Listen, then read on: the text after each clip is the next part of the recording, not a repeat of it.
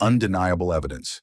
A secret recording of Patel orchestrating a disinformation campaign. The chamber explodes into chaos, the walls of power crack, and Patel's empire begins to collapse in real time. If a lie this dangerous could crawl all the way to the heart of government, how many more are lurking in the dark, still unexposed? Stay with us. This is a story worth every second of your time. Beneath the towering white dome of the U.S. Capitol, silence pressed heavy on the chamber like a storm about to break. It was supposed to be a closed-door intelligence oversight hearing, a routine matter on paper. But nothing about this morning was routine. The room, normally filled with half-attentive aides and dry bureaucratic briefings, now throbbed with anticipation. At the heart of it sat Kash Patel, the controversial former Trump advisor, called in to answer for allegations of weaponizing national intelligence to spread election disinformation. His name had been whispered in classified memos and encrypted emails for years, but today he would have to answer under oath.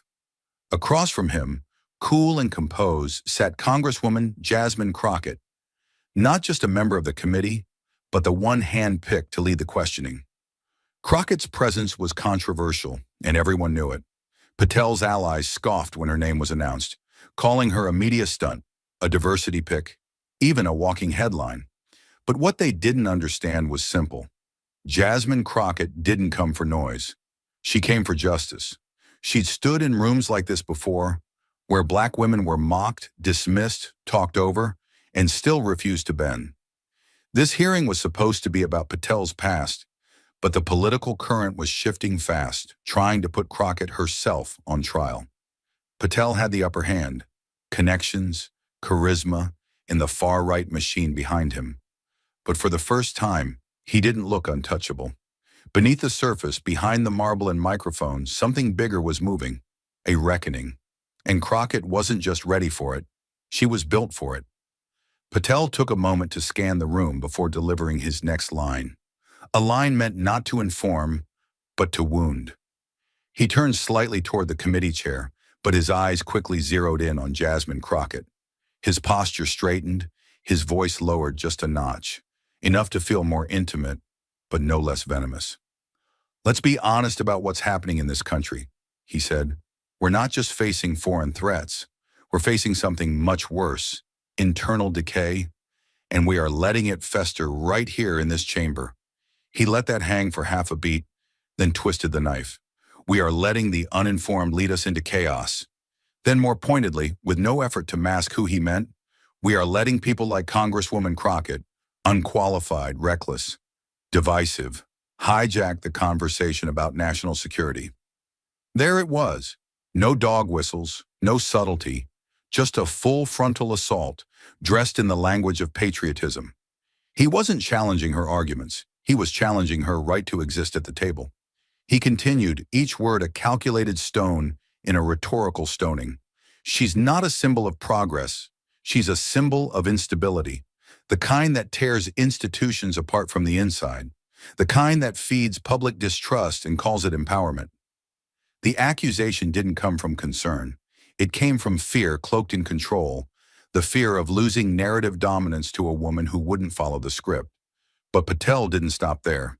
With theatrical precision, he reached under his file folder and retrieved a glossy chart. Full color, oversized, and clearly designed for effect, not accuracy. He held it up like a courtroom exhibit, angling it so every camera, even the closed-circuit feed, could see it.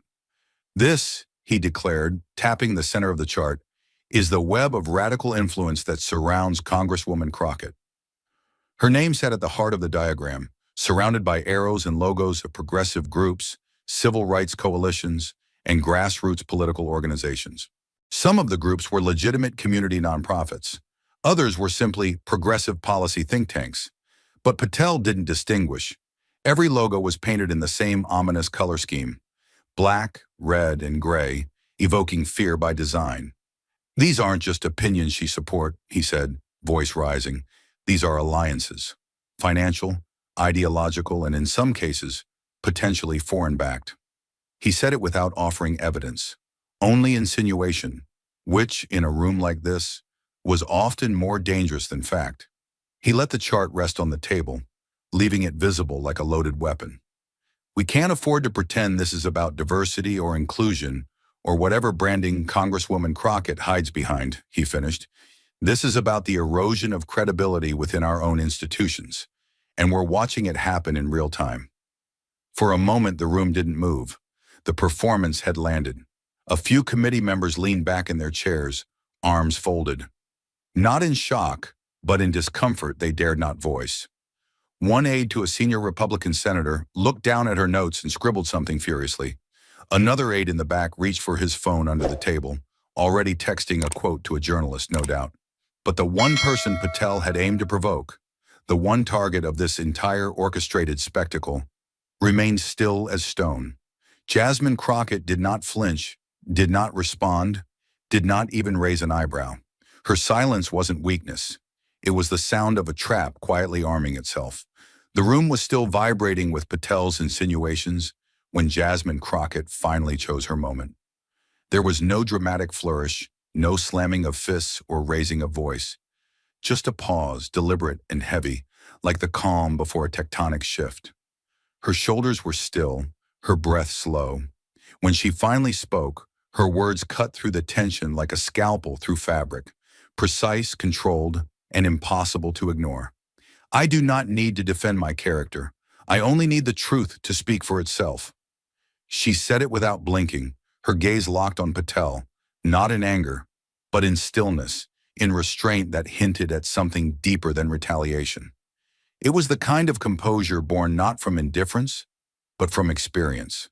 The experience of being doubted, dismissed, and dissected in rooms like this for years. Her voice did not rise because it didn't need to. She had already won the attention of the room, not with volume, but with gravity. With measured precision, Crockett reached for the worn leather briefcase at her side, its edges frayed, corners softened by use.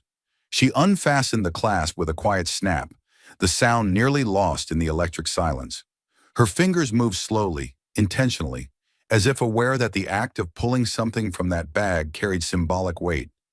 From within, she drew out a small black USB drive. No labels, no markings, just matte black plastic and silence. She didn't hold it aloft for effect. She didn't need to. Instead, she placed it flat on the center of the table, not carelessly, not with flourish, but with the stillness of someone setting down a loaded weapon they no longer need to fire. The committee members leaned in. A few whispered. One aide tapped something urgently into their phone. But Crockett said nothing else. She simply turned to the committee chair and, in a voice as steady as iron forged under pressure, requested that the contents of this drive, a 2-minute video, be shown now, for the record. There was a beat of hesitation, not from her, but from the room, as if the very act of her taking control had short-circuited protocol. The clerk's hands shook slightly as he reached for the laptop cable, fumbling with the input like someone who knew what was coming might be irreversible. Across the table, Kash Patel sat frozen, his shoulders suddenly tighter, jaw flexing against the smile he could no longer maintain. His eyes darted between Crockett, the drive, and the screen that had begun to flicker awake. Outside, beyond the thick stone walls, the press still swarmed like bees sensing smoke. Inside, everything had narrowed to this exact second, to this display, to this black rectangle that might upend everything. Crockett leaned back in her chair, not smugly, not triumphantly, but with the quiet resolve of someone who had held this moment in her hands for longer than anyone knew. She didn't gloat, because the truth didn't require celebration. It only needed to be seen, and she had just pressed play. The lights dimmed, the screens brightened, and in the next breath, the truth Jasmine had been carrying ignited like a match dropped in a room full of gas. There was a sharp flicker on the monitors, one, then all three, before the footage settled into a grainy, monochromatic image. No opening credits, no narration, just raw, time-stamped surveillance. At first glance, it looked like another dull closed-door briefing. A round table, a few paper folders, half-empty coffee cups, and a group of men in suits. But the man at the center needed no introduction. Kash Patel. The posture was unmistakable. Slouched forward, shoulders hunched in that familiar mix of arrogance and calculation. Like someone utterly certain he was speaking in a room where consequences couldn't reach him. There was no congressional pin on his lapel, no American flag on the wall, just Patel, stripped of the theater, surrounded by silence and strategy. Then the audio kicked in, distorted slightly but clear enough. Patel's voice slid into the room with a practiced coldness. Create fake headlines, push synthetic clips into the feed, smear the opposition with doctored info. He said it as if listing lunch orders. No hesitation, no qualifiers. Around him, a few men nodded, one tapped on his phone, another scrawled something on a yellow legal pad. It was banal evil, businesslike in its delivery. There was no hint of internal conflict, no wrestling with ethics, just a playbook spoken aloud. Then came the line that changed everything. Patel tapped the table, 3 sharp knocks, and said, "The people don't need the truth. They need something to fear." It hit like a brick through glass. A ripple spread across the room, not in the footage, but in the hearing chamber. It was the sound of hearts quickening, of disbelief catching in throats. Patel's real-time self, seated just feet from the screen, shifted. His hands clenched the arms of his chair. His jaw twitched. His smirk was gone. One senator leaned forward as if trying to better hear the audio, though every word had come through like a blade. A member of the press pool scribbled something with shaking hands, while a clerk dropped her pen. The oxygen in the room seemed to thin. And then it happened. A mic left live on the far end of the bench picked up a low, stunned murmur from a Republican committee member. "What the hell is this?" He hadn't meant to say it aloud, but it didn't matter. The words captured the sentiment of everyone in the chamber. Left, right, press, staffers. Because what they were seeing wasn't just shocking. It was unignorable. The footage continued. Patel, still on screen, was fielding questions from the group. One of them, his voice anxious, maybe Junior, asked, "But what if we get caught?" The question hung in the stale air of that secret room, and Patel responded with a smirk so casual, so practiced, it made skin crawl. "That's what misdirection is for. You flood them with so much noise, they forget what they were looking for." And just like that, the game was exposed. The strategy wasn't to win hearts or change minds. It was to overwhelm the truth until people gave up trying to find it. Back in the hearing chamber, no one moved. The silence was no longer respectful or procedural. It was stunned, the kind of silence that descends when something sacred has been broken. A reporter's tablet beeped softly with a breaking news alert. Live Patel recording surfaces. During testimony, but no one looked at their screens. Everyone was watching only one man now, Patel. He looked like a man trying to shrink inside his own skin. His hands, which had gestured so confidently an hour ago, now sat frozen on the table. His eyes darted, not in anger, but in panic. He opened his mouth once, then closed it, as though even he wasn't sure what to say. There was no playbook for this, not when your own voice is betraying you in real time. And across from him, Jasmine Crockett remained absolutely still. No celebration, no smile. She didn't look at the press, or the committee, or even Patel. She just kept her eyes on the screen, letting the words he thought he could hide do exactly what he feared most: stand on their own. There were no theatrics from her because there didn't need to be. The video wasn't a bombshell. It was a mirror, showing Patel exactly what he was when no one was supposed to be watching. And in that moment, every attempt to label Crockett as unfit, as uninformed, as a national threat, collapsed under the weight of his own voice. This wasn't just about a man lying. It was about a system built on people like him, assuming no one would ever hold them accountable. It was about the quiet war against truth, fought not with guns but with chaos disguised as commentary. And it was about a woman who came into that room not to shout over the noise but to reveal its source. For those watching, inside the chamber and far beyond, it felt like watching a levee break. The thing everyone feared, suspected, whispered about in late-night cable panels and half-read op-eds. There it was, raw and unedited, projected for the world to see. Not twisted, not taken out of context, just spoken and finally heard. And it was only 2 minutes. 2 minutes that would haunt Patel for the rest of his career. 2 minutes that rewrote the tone of the hearing. 2 minutes that made clear Jasmine Crockett didn't come to defend herself. She came to dismantle the lie. The last frame of the video faded to black, but its echo lingered like smoke after an explosion. And that was when Kash Patel finally snapped. It happened fast, but not without warning.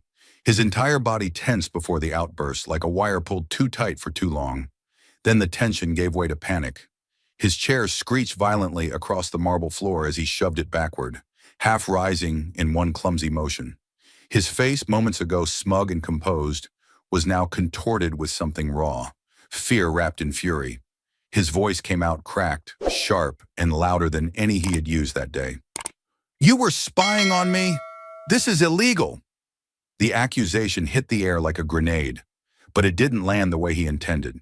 There was no wave of support, no echoing outrage from the right side of the bench. Just a stunned silence. A few staffers looked up, startled. One reporter jerked her head toward the outburst, mouth parted in disbelief. Patel's finger was pointed directly at Jasmine Crockett, shaking slightly. He wasn't posturing anymore. He was unraveling. The cameras weren't rolling, but no one in that room would forget what they saw. A man once powerful, now cornered by his own shadow. His voice climbed again, this time thinner, more desperate. "This entire hearing is a setup. That tape, where did you get it? Who gave it to you?" There was no rhythm to his words now, no structure, only flailing. Patel's tone, once dripping with calm contempt, had turned jagged and frantic. He wasn't arguing a point. He was fighting gravity, clawing to regain control of a room he no longer owned. His chest heaved as he looked around, searching for an ally, a lifeline, anything. None came. Across from him, Jasmine Crockett didn't so much as twitch. No gloating, no flinch, no change in her breathing. Her stillness wasn't passive, it was deliberate. She waited, letting the silence fall again, letting his panic ring out alone. And then, when she did speak, her voice was soft, but anchored in absolute precision. "No, Mr. Patel, you weren't being spied on. Someone sent it to my office, because they were more afraid of you being protected than being investigated." There was no flourish, no raised voice, just clarity, spoken like a blade drawn in daylight. The meaning behind her words struck harder than any insult could.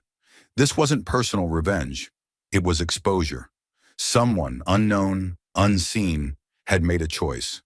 Not to leak the tape to the press, not to use it for leverage, but to give it to the one person they trusted would not flinch when it mattered. A black woman whom Patel had dismissed as unqualified, divisive, unfit. And she had used it not to destroy, but to reveal. That was the moment the balance of power didn't just shift, it collapsed. A breathless stillness hung in the air for just a beat longer. Then whispers rose like static across the chamber. Some lawmakers conferred hastily with their aides. Others sat frozen in place, eyes bouncing between Crockett and Patel. The press section looked like a sea of motion. Phones lifted, texts flying, eyes wide. A few pens scratched paper with the frantic rhythm of someone witnessing a headline write itself in real time. And then it happened. A sound cut through the chaos with finality. A sharp, commanding crack of wood against wood. The gavel slammed down, jarring everyone back to attention. "Order! This committee will come to order!" The chairman's voice, though firm, betrayed the tension in his throat. He was trying to re-establish control, but he, and everyone else, knew control had already been lost. Kash Patel stood where he had half risen, his body frozen, arms slightly raised as if stuck between fight and flight. The rage in his eyes was still there, but beneath it now sat the unmistakable glint of fear. Not just fear of exposure, but fear of accountability. He had walked into this hearing prepared to intimidate, to bully, to dominate. He hadn't prepared for the truth to have a voice, and certainly not her voice. Crockett remained seated, composed, the very picture of controlled fire. She didn't raise her voice. She didn't look for approval. She simply held her position, the eye of the storm she had refused to run from. And in doing so, she reminded the room of something they had tried to forget, that power is not loudness, and truth does not need to shout to be heard. As the chairman's gavel echoed into uneasy silence, all eyes turned, not to Patel, but to the woman who had just held up a mirror to power and now prepared to ask the one question no one dared to speak aloud. Jasmine Crockett didn't shift in her seat. She didn't glance at her notes. She didn't even clear her throat. Her presence had already swallowed the room, and she understood deeply that the most dangerous thing a person can wield in politics isn't outrage or charisma. It's truth delivered without apology. She locked eyes with Kash Patel, whose body language betrayed a desperate inner calculation. His hands twitched slightly atop the table, the tips of his fingers curling into the wood like he could anchor himself there, like he could hold this moment back with sheer will. He couldn't. Crockett's voice was soft, but in the deathly stillness of the chamber, it rang louder than any outburst could have. "Mr. Patel," she began, "you called for fake headlines. You said, and I quote, 'The people don't need the truth. They need something to fear.'" Her words came slow and sharp, as if carved in granite. They were not accusations. They were recollections, documented and undeniable. The weight of them wasn't in volume, it was in finality. She let the silence hold for a moment, not to gloat, not to stall, but to force the room to live inside the space his words had created. Then she spoke again. "Do you call that political strategy or a betrayal of public trust?" The sentence hit like a second explosion, not violent, but seismic. Its tremor was internal. You could feel it in the chair legs, in the hollow breaths of staffers behind the dais, in the weight of journalists gripping their pens without writing. The truth wasn't just spoken, it was demanding a response. Patel didn't answer at first. His jaw clenched, but not in defiance, in hesitation. For the first time, there was no script to follow, no talking point, no safety net of half-truths or partisan applause. His pupils flicked from Crockett's eyes to the nameplate before her, as if hoping it might say someone else's name. He swallowed twice. His upper lip twitched with a nervous reflex he couldn't control. And then, after a silence so long it might have been measured in heartbeats, he spoke. It was a joke. Just a joke."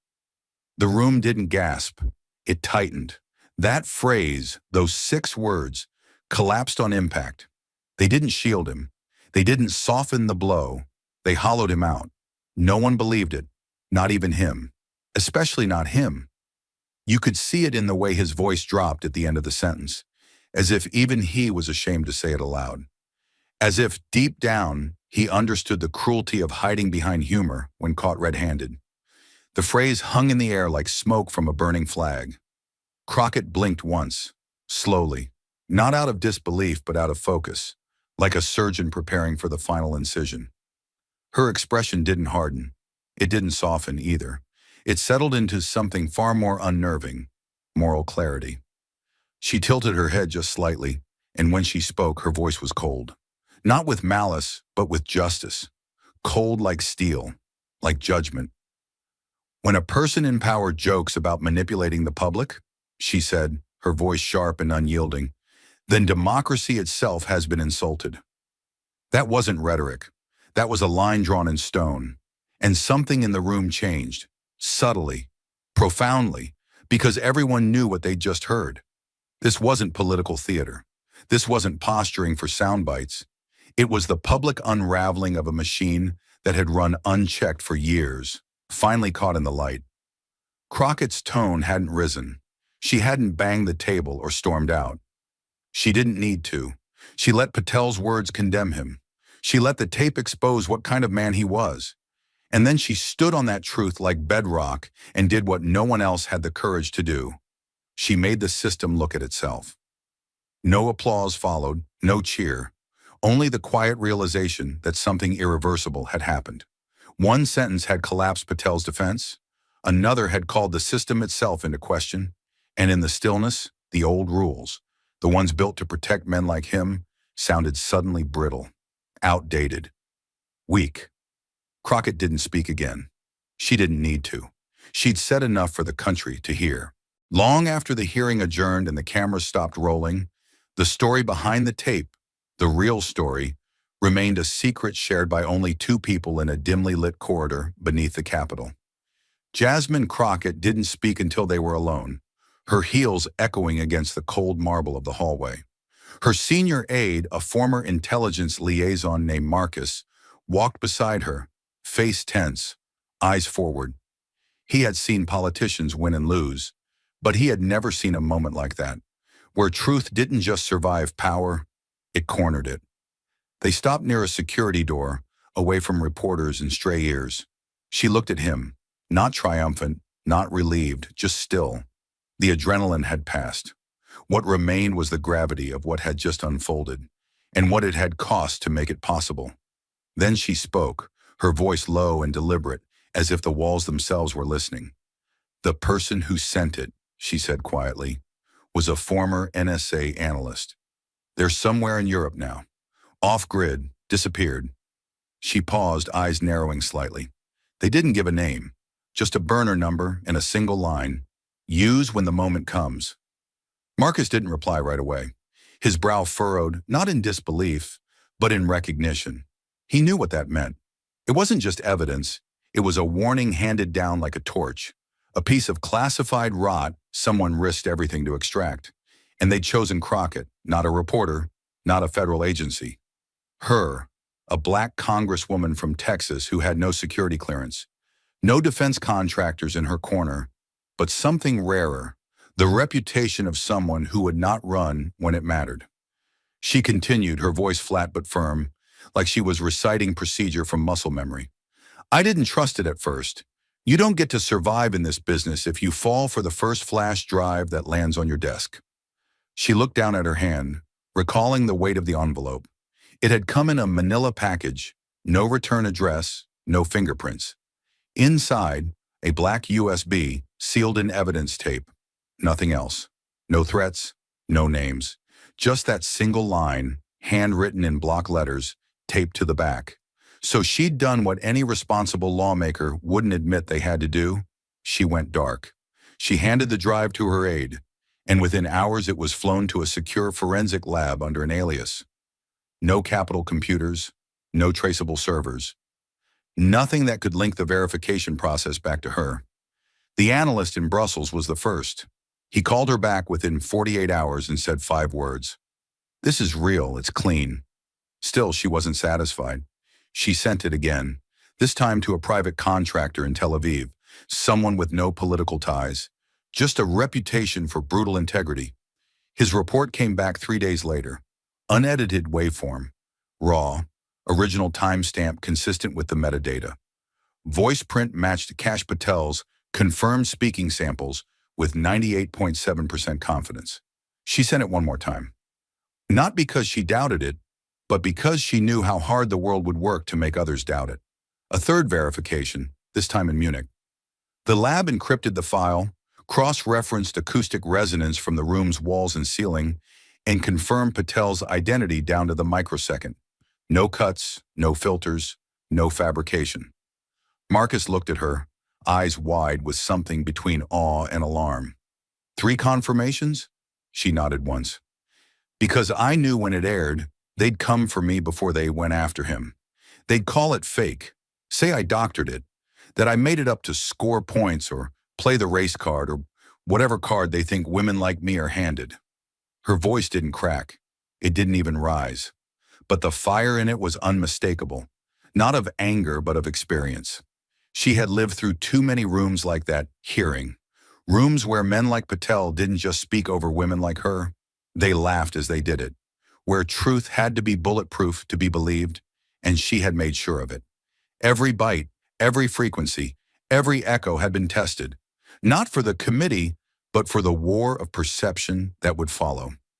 She leaned against the wall now, just slightly, her breath steady but low. "They didn't want the truth to be heard," she murmured. "That's why it had to come from someone who didn't have anything left to lose. Someone willing to vanish to make sure it reached the right hands. Her hands, not because she was powerful, but because she had been underestimated just enough to be trusted." Outside, the Capitol lawn was quiet. The press had dispersed, but the footage had already gone viral. Patel's voice, stripped of context or spin, was now being dissected in real time on every major network. Panels were forming, anchors were foaming. Lawyers were circling. But here in the belly of the building, where the lights hummed low and the truth still rang in her ears, Jasmine Crockett knew this wasn't the end. It was the opening salvo of something far bigger. "Do they know who the whistleblower is?" Marcus asked carefully. She shook her head. "Only me, and I intend to keep it that way." Because the truth wasn't just dangerous for Patel, it was dangerous for the one who had sent it, for the systems it exposed, for the silence it broke. And she would not let that sacrifice go wasted. She would protect that anonymous voice like she protected her own, and she would carry their risk as if it were hers. Not because she had to, because she understood what it meant to live in a world where power rarely tells the truth unless someone forces it to. And today she had. By the time Jasmine Crockett stepped back into the daylight, the echo of the hearing had already transformed into a national eruption, and the world outside was on fire.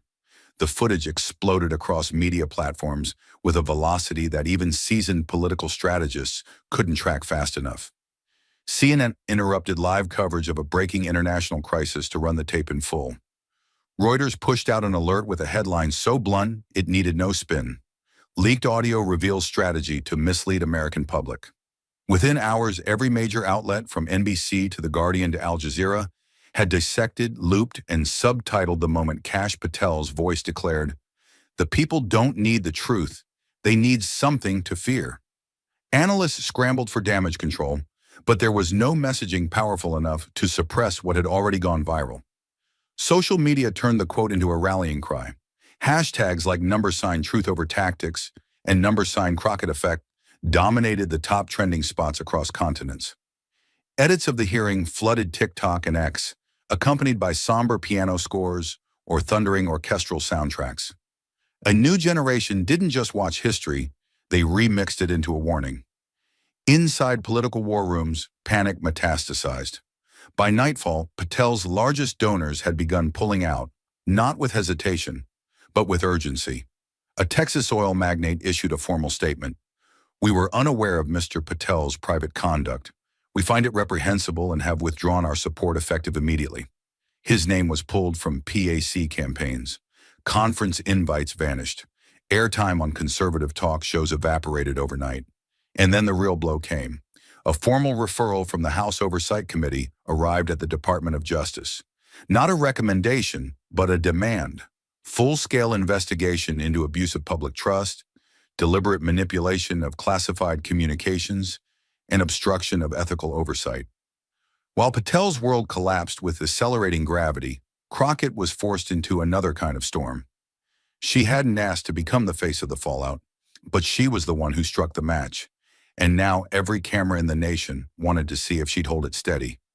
Her office received over 4,000 interview requests in under 36 hours. Some came with veiled threats, some with lucrative promises, but she chose none of them, not at first. She waited.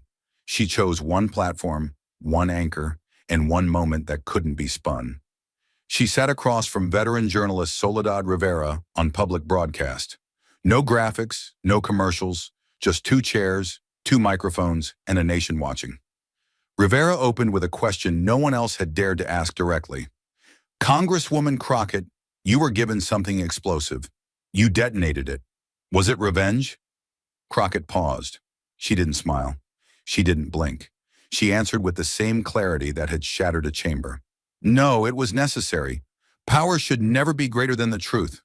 The sentence landed with the force of a verdict. The camera held on her face, expression unreadable, shoulders square, voice unwavering. It wasn't a moment crafted for social media. It was real. The nation watched not a politician playing hero, but a woman who had paid every toll truth, demanded, and still stood. The studio lights didn't soften her. They revealed her, a woman shaped by years of being talked over, doubted, sidelined, and now in this rare moment, believed. Outside the studio, things were less poetic. Protesters and supporters flooded the streets in equal measure. One crowd held signs reading, "Whistleblowers are patriots." Another shouted conspiracy. Death threats came by the dozen, veiled through proxies, anonymous voicemails, untraceable IPs. But Crockett kept walking, guarded but unflinching, because she understood something too many in Washington had forgotten. Truth isn't safe, it's sacred, and sacred things must be defended. Her team urged her to lay low. She refused. "If I disappear after the truth comes out," she told them, "what message does that send to the next person holding evidence?" So she stepped forward again, not into the spotlight, but into the fire. Every interview, every hearing, every quote she gave was precise, clean, and unwavering. Not because she wanted to go viral, but because she knew how fragile a moment like this could be if it wasn't held with both hands. And so across a country reeling from the reveal, Crockett became more than a lawmaker. She became a threshold, the line between what the public tolerates and what it refuses to excuse, between whispered wrongdoing and shouted accountability. And in that narrow space, under the weight of 1,000 watchful eyes, she did not flinch. As Crockett's words echoed across the country, reshaping the conversation around power and accountability, the machinery of consequence began to grind forward, with Patel squarely caught in its gears. The first blow came swiftly and without ceremony. In a single sentence buried within a late-night press release, the National Security Advisory Panel, once Patel's home turf, announced his immediate suspension from all strategic and advisory roles related to national intelligence. The language was cold, clinical. Pending further review, Mr. Patel is relieved of his duties due to material breaches of ethical standards and trust. But underneath the neutrality was a clear message. He had become radioactive. Within hours, clearance badges were revoked. His access to secure briefings was stripped. The same offices that once defended him now locked him out, one steel door at a time. Reporters staked out federal buildings, hoping to catch even a glimpse of him exiting in disgrace. They never did. His fall was not theatrical, it was surgical, executed with the same precision that Washington uses to make problems disappear. But this wasn't just about removing a man from a post. It was about digging into the roots of what he had planted. The storm Crockett ignited didn't stop with Patel. It forced an institution to confront how deep the deception went. Behind closed doors, the House Intelligence Committee convened an emergency session. The footage was replayed, the forensic confirmations re-reviewed. Legal analysts briefed members on potential violations, not only of policy, but of federal law. And then, in a move unseen in over a decade, the committee passed a bipartisan resolution calling for a full-scale investigation into political influence campaigns originating within U.S. national security infrastructure. It was no longer just a scandal, it was a reckoning. The language of the resolution was razor-sharp, leaving no room for soft interpretations. It called for the appointment of a special investigatory council, access to encrypted communications, and retroactive scrutiny of every intelligence-derived media leak tied to Patel's advisor years. Committee members who had once sat silent during his testimony now demanded to know how long this manipulation had gone on and who else had been involved. Subpoenas were drafted before the ink on the vote was dry, depositions were scheduled, staffers were put on notice, and perhaps most telling of all, Patel's allies began disappearing one by one, not with defense, but with silence. The Department of Justice issued a brief but loaded statement. "We are reviewing the material referred to us by Congress and will determine appropriate legal action in accordance with federal standards." Translation: the shield was gone. For the first time, Patel would face accountability not behind closed doors, but in the open, where the public could watch. And yet, even in this moment of rare institutional clarity, the air still crackled with injustice. Because Patel's suspension didn't erase the damage. It didn't undo the fear his tactics had exploited. It didn't remove the lies seeded through media channels and whispered into policy briefings.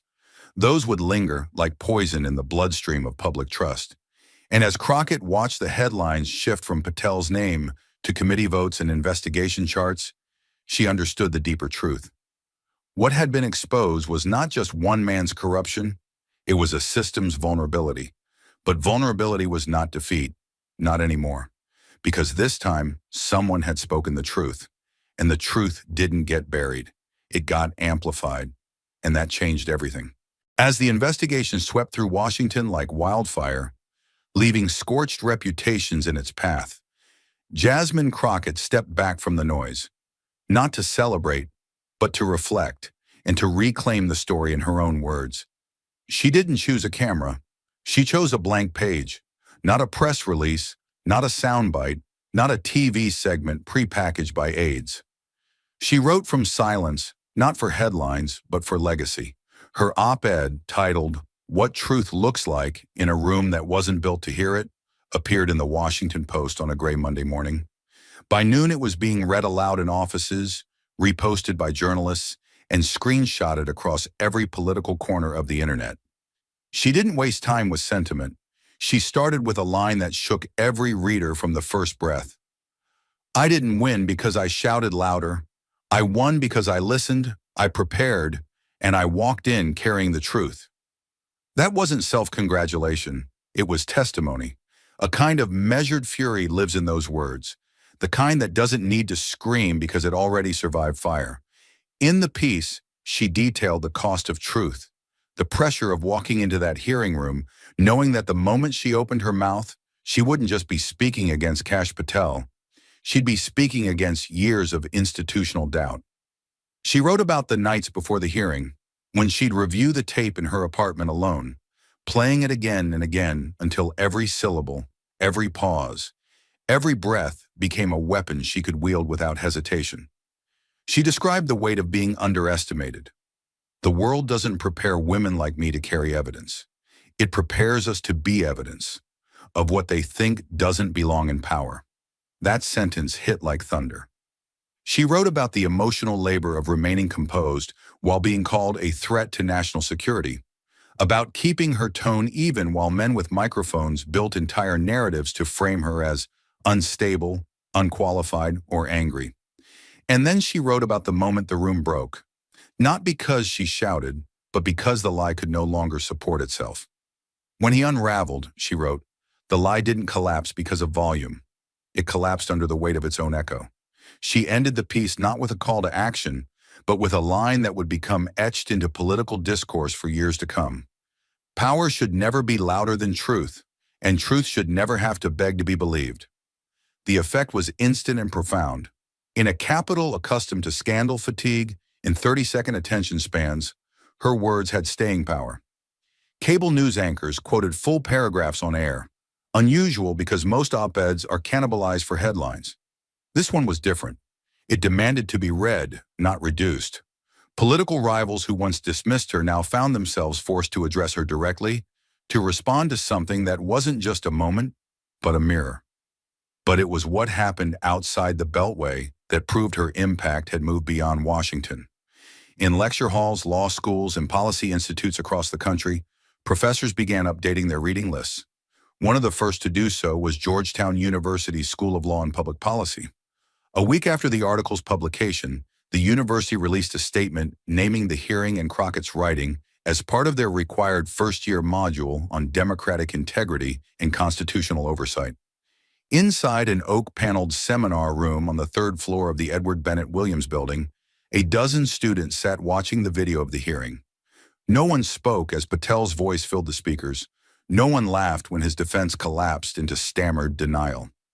Then the screen faded to white, replaced by Crockett's opening lines, projected in bold black text. The professor didn't lecture. He just stood back and let the students feel the weight of what they had just seen. On the whiteboard behind him, he had written one phrase, "Truth as a tactical weapon." In the weeks that followed, Crockett's words appeared in places she'd never imagined. A section of the editorial was printed and framed in a journalism school in Missouri. Her lines were quoted in debate tournaments, printed in editorials abroad, even cited by activists in countries fighting their own battles against disinformation. She became more than a politician. She became precedent. Not for breaking rules, but for proving how powerful rules can be when wielded by someone who understands them and refuses to let them be twisted. And through it all, Crockett stayed quiet. Not because she had nothing to say, but because she had already said the most important thing, and the world was still learning how to listen. She didn't need to keep talking. She had already carved something permanent into the national conscience. Because when the truth is spoken by someone who was never meant to hold the mic, and the world hears it anyway, it doesn't just echo, it changes the room, forever. In the weeks that followed, as the dust of political scandal began to settle, the world didn't move on. It looked closer, and when it did, all roads led back to Jasmine Crockett. It started with a single image, black background, stark red font, a photograph of Crockett, eyes steady, shoulders squared, her expression neither defiant nor triumphant, just unshakably present. Time magazine's cover, the headline, "The Truth Teller." No subtitle, no elaboration, because by now the world knew exactly who she was. The article inside wasn't just a profile, it was a document of a turning point. It described not just the hearing, but the unspoken cost behind it. The death threats, the staff resignations, the coordinated smear campaigns launched in a dozen dark corners of the internet. Yet what the piece emphasized most wasn't the attack. It was her endurance, her silence in the moments she could have shouted, her precision in a world drowning in noise, and her refusal to let power rewrite the record. She didn't defeat Patel, the journalist wrote. She disarmed him, with nothing but the truth. The cover sent shockwaves, not because a politician had made time, that was common, but because it had been years since someone made it for something so rare. Moral clarity under siege. Law professors, legal theorists, and social psychologists began pulling the article into lectures, citing it not as politics, but as a case study in evidentiary integrity and rhetorical restraint. The ripple effect reached the most hallowed institutions in the country. Invitations poured in, Yale, Harvard, Georgetown, each requesting that she speak, not as a public official, but as a symbol of a lost art, standing for the truth in manipulated spaces. The first to host her was Yale Law School. The lecture hall was overflowing. Students sat cross-legged in the aisles. Professors stood against walls. No one checked their phones. No one whispered. When she took the podium, there was no applause, just anticipation so sharp it felt like silence was holding its breath. She didn't tell jokes. She didn't soften the moment. She began with the same focus she carried into the hearing. Facts are not weapons until someone decides to wield them. I didn't walk into that chamber with opinions. I walked in with proof. That was the difference. Her words weren't theoretical, they were tactical. She spoke of the burden of verification, of vetting the audio with 3 different forensic labs because she knew they would come for the messenger long before they came for the message. She talked about knowing the moment she pressed play, her name would never again belong solely to her. It would become a battlefield.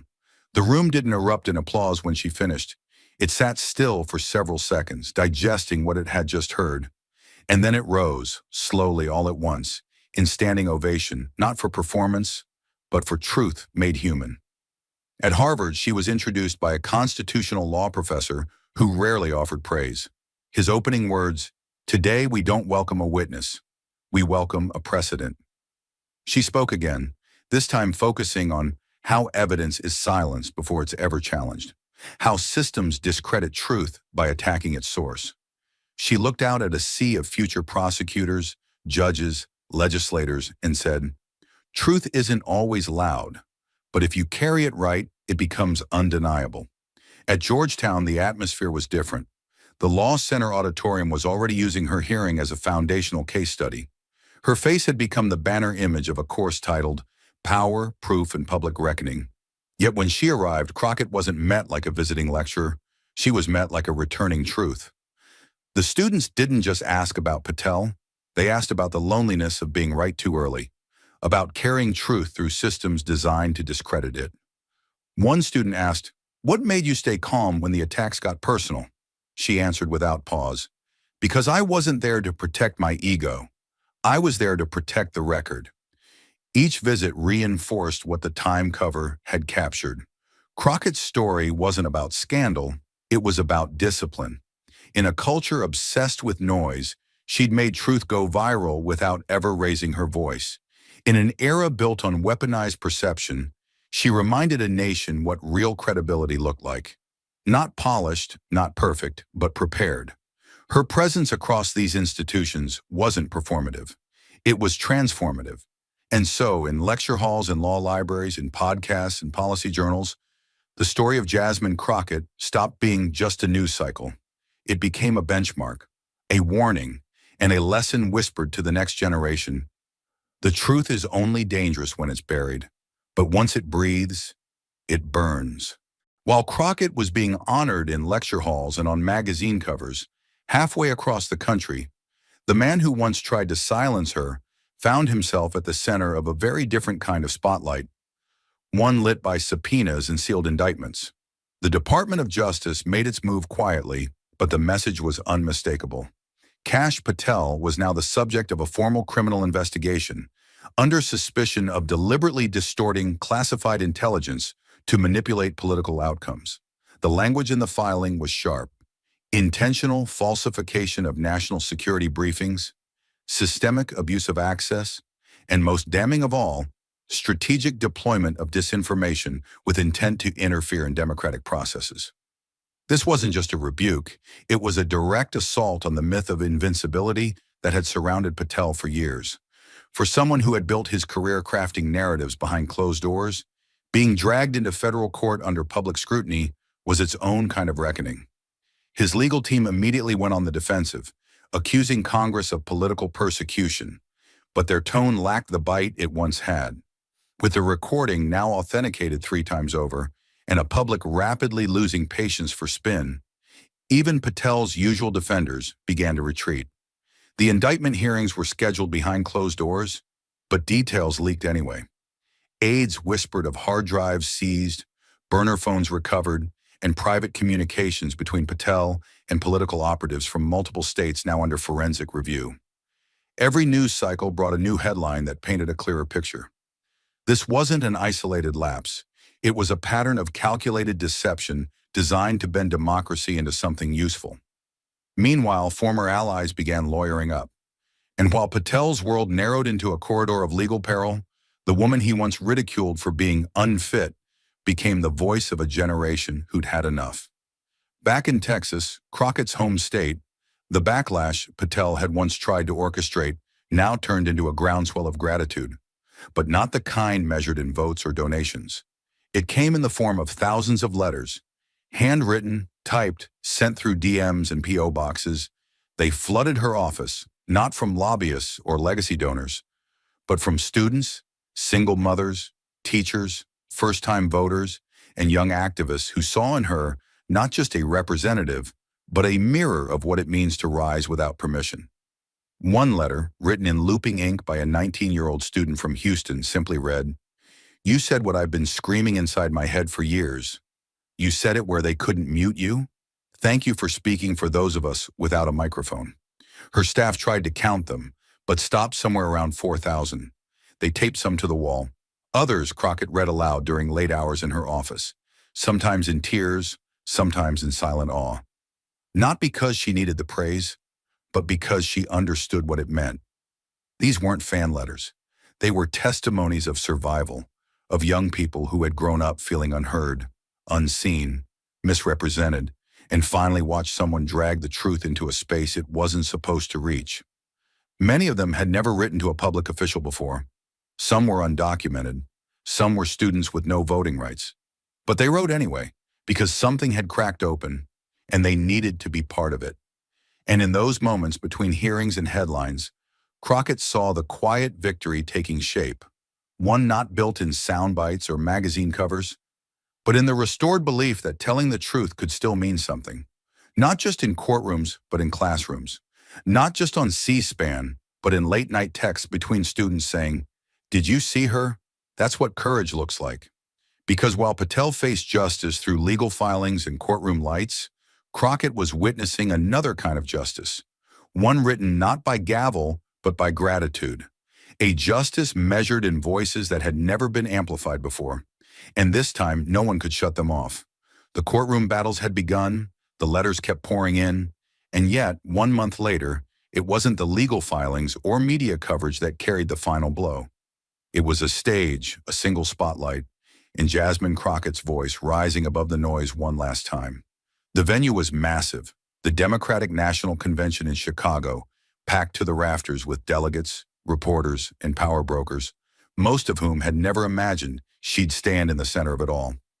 The crowd buzzed with expectation, knowing the moment she stepped onto the stage, it would no longer be just a speech.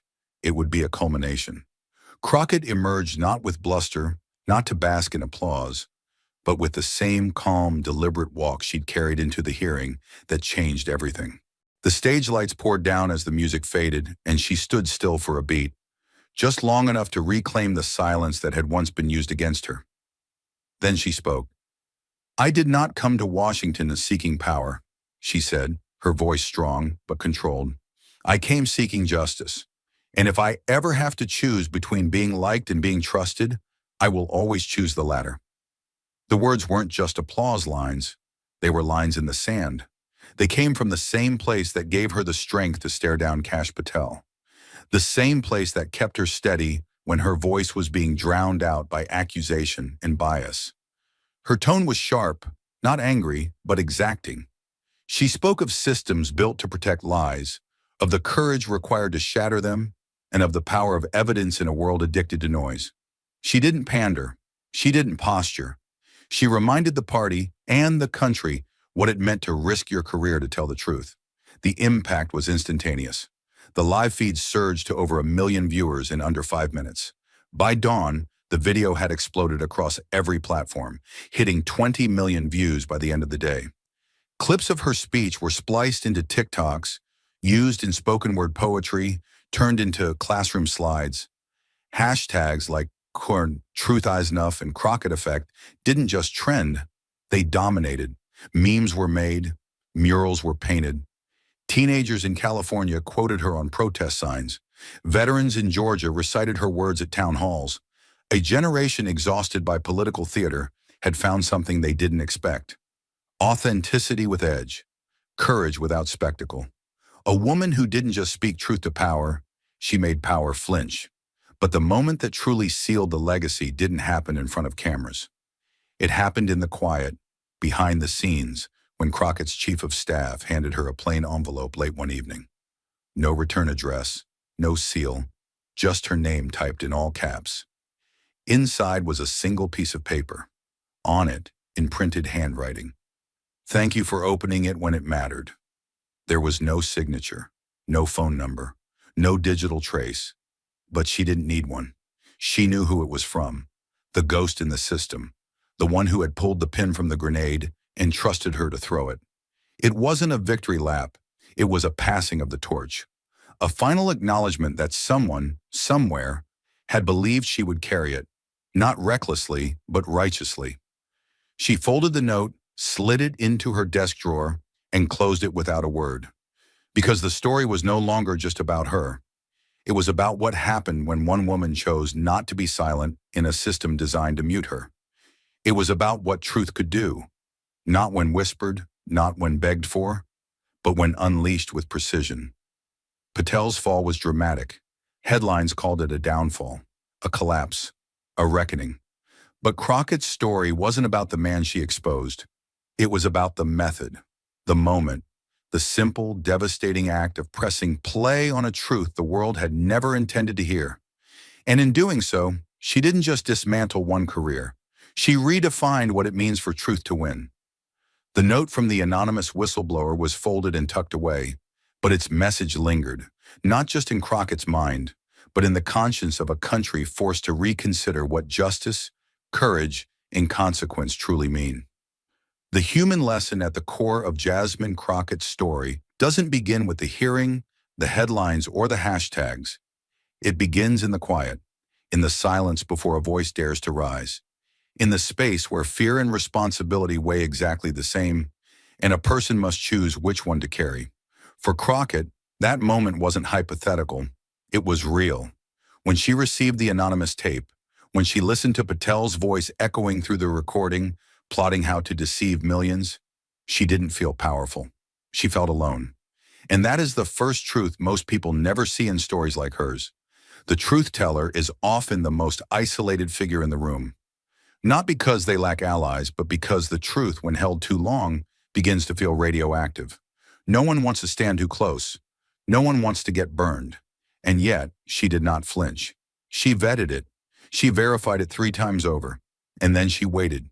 Waited for the moment not when it was safe, but when it was right.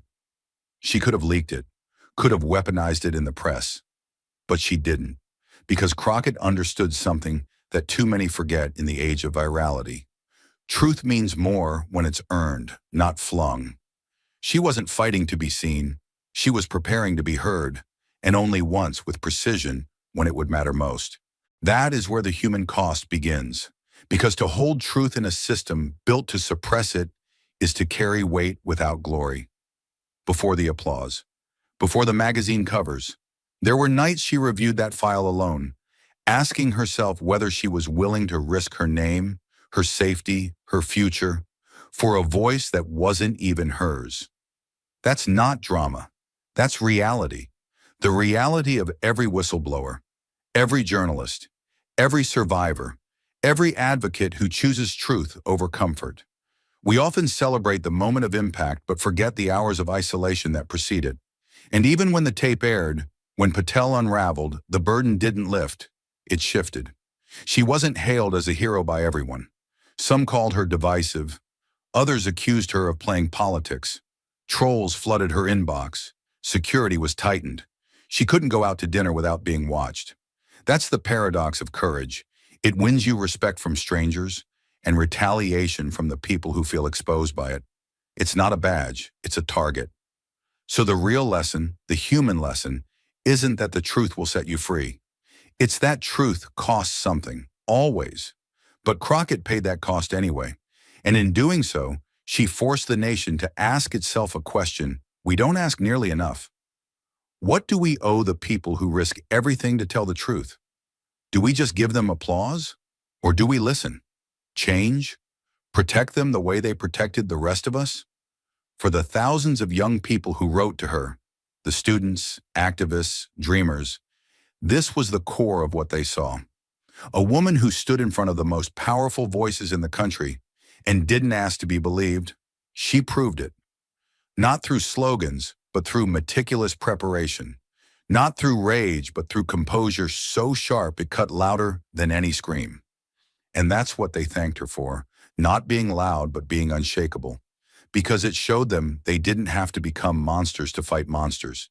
They just had to be ready. In a time when manipulation often beats message, when outrage drowns out accuracy, Jasmine Crockett's approach felt almost revolutionary in its restraint. And that in itself is the deeper truth. Sometimes the most radical act is not rebellion, it's discipline. It's walking into a room designed to destroy you and refusing to swing wildly. Instead, you wait, you listen, you study, and then, with one line, one fact, one moment, you dismantle the entire illusion. Thank you for watching until this moment and for standing with us on this journey for justice. Your support means everything. Like, subscribe, and turn on notifications so you never miss what's next. And we'd love to hear your thoughts. Leave a comment below and let us know what moved you most in this story. Together, our voices make a difference. Inside a sealed political studio in New York, Jasmine Crockett and Pam Bondi face off in a nationally televised debate over media manipulation and racial bias in public discourse. Pam tries to dominate the narrative, using every second of airtime to frame Jasmine as unstable and emotional. But just minutes later, Jasmine flips the script with a single document exposing a coordinated strategy to silence women of color on live TV, signed by Pam herself. The audience freezes, the host stumbles, and the mic still live captures everything. If they tried to silence her like this, how many others have already been erased without us knowing? Stay with us. This is a story worth every second of your time. The studio lights at Civic Pulse Live burned white and unforgiving, casting long, sterile shadows across the freshly waxed floor. Camera arms hovered like mechanical vultures over the round table, sensors blinking, waiting for blood. At exactly 10:03 a.m., Pam Bondi strode in, shoulders squared, navy suit razor-pressed, and a gold pin gleaming just below her collarbone like a declaration of war. She didn't look around. She owned the space. Crew members greeted her with nods that bordered on rehearsed reverence. She called the sound tech by his first name, complimented the makeup artist's new haircut, and even asked the producer if the liberal guest had arrived yet, laughing but not really joking. She had done this 100 times. She knew where to sit, how to pivot, and exactly when to flash that sharp, camera-ready smile. What she didn't know, what no one warned her, was that her microphone was already hot. 7 minutes later, the energy in the studio shifted, as if a drop in pressure had signaled an incoming storm. Jasmine Crockett entered without an entourage, without a script, and without ceremony. No designer briefcase, no personal assistant trailing her with notes. Just a woman in a slate gray jacket, eyes forward and in her right hand. A simple blue folder. No label, no logo. Just something that looked out of place among the polished surfaces and plastic smiles. The crew didn't greet her with the same energy. Some nodded stiffly, others avoided eye contact altogether. Jasmine didn't mind. She greeted everyone by name, including a janitor adjusting cables behind the main camera. Then she sat in silence, third chair from the left, back straight, fingers resting lightly on the folder like she had placed a live wire between her palms. And just a few feet above Jasmine's head, hidden in the lights, unnoticed by most, Pam Bondi's microphone was still on. It had been recording the entire time. No one told her. No one warned her. But it was there, quietly capturing every word, every breath, even the sound of her fingers brushing against her blazer. What it recorded next wouldn't just change the tone of the show. It would crack open the truth behind years of silence, favoritism, and power games that had protected voices like Pam's and tried to silence voices like Jasmine's. And while Jasmine sat in silence, calm on the outside but perfectly aware of every slanted glance around her, something darker moved just beneath the polished surface of the studio. Something scripted, calculated, and centuries in the making. Earlier that morning, before most of the production team had even arrived, a document was quietly printed in the control room. It wasn't labeled confidential, but the way it was handled, slid into a plain manila folder, passed from palm to palm without eye contact, said enough. The document wasn't meant to be read by guests. It wasn't meant to be questioned. Titled Segment Flow Guidance, Managing High-Risk Guests, it looked like a technical rundown, but every sentence was laced with quiet malice. It offered producers a blueprint, how to deliberately manipulate live discourse, particularly when dealing with guests likely to default to emotional framing. That phrase, so sanitized, so vague, was a euphemism everyone backstage understood. It meant women like Jasmine, black, outspoken, composed, dangerous to the narrative unless cracked open. The document explained, step by step, how to rattle them, interrupt with pre-approved rebuttals, challenge their anecdotes with neutral data, cut away before they finished a thought. It ended with a bold instruction. If control is lost, direct feed to segment 3 alternate. And at the bottom, typed cleanly in all caps, stood a name no one dared question. P. Bondi. No one spoke about the memo aloud, but its influence seeped into every part of the production. From the moment Pam walked into the studio, the show bent around her. The script was arranged to give her the first word, the longest segments, and the freedom to roam between topics. Her tone could shift. Her points could wander. She was permitted to pivot from immigration to education to crime statistics, all without time limits. Jasmine, meanwhile, was boxed in. Her remarks were broken into 90-second blocks, each followed by a redirect or commercial cue. The topics she was assigned were narrow, impersonal, nothing about systemic bias or lived experience. She wasn't supposed to challenge the system. She was supposed to decorate it. And if she dared step outside the fence, the AI cameras wouldn't even follow her. Programmed to track vocal dominance, they had been set to prioritize the louder voice, the faster cadence, everything Pam had trained to deliver. Jasmine's calm, thoughtful rhythm, the system would interpret that as dead air. Every inch of the room had been optimized to mute her, visually and orally. It wasn't just bias, it was infrastructure, a machine built to reward the voice already in power. But Jasmine had seen this setup before, and this time she had come prepared. She knew the setup was rigged, the stage designed to drown her out. But Jasmine also knew something else. They could control the camera angles, the timing, even the lighting, but they couldn't control what truth would sound like once it finally cut through. The host leaned forward, voice smooth but forgettable, delivering his scripted introduction like a waiter describing the night's special. The camera followed his eyes, landing squarely on Pam Bondi. She looked like she belonged in the chair, like the room had been arranged around her presence. Every light fell perfectly across her face. The mic, already tuned for her pitch, captured her breath before her words. And when she spoke, it was with a kind of practiced power that didn't ask for space. It consumed it. "Let's be clear," Pam began, her tone carved from polished granite. "Freedom of speech is under assault in this country, not by government, but by the weakness of emotions masquerading as arguments." She paused just long enough to let the impact settle. The silence afterward wasn't dead air. It was design. We cannot keep indulging fear, insecurity, or inherited guilt in the name of compassion. Immigration policy is not group therapy. It is law. And law demands clarity, not tears. Pam's voice was calm, but it sliced. There was no mistaking her intention. She wasn't here to discuss policy. She was here to frame the battlefield. And she had chosen to start by defining emotion as weakness. Her pacing was perfect, each sentence sharper than the last. The studio, engineered to reward that cadence, obliged. Microphones leaned in. Cameras followed her every glance. Even the director, sitting behind a tinted monitor wall, didn't blink when she made her next move, the pivot.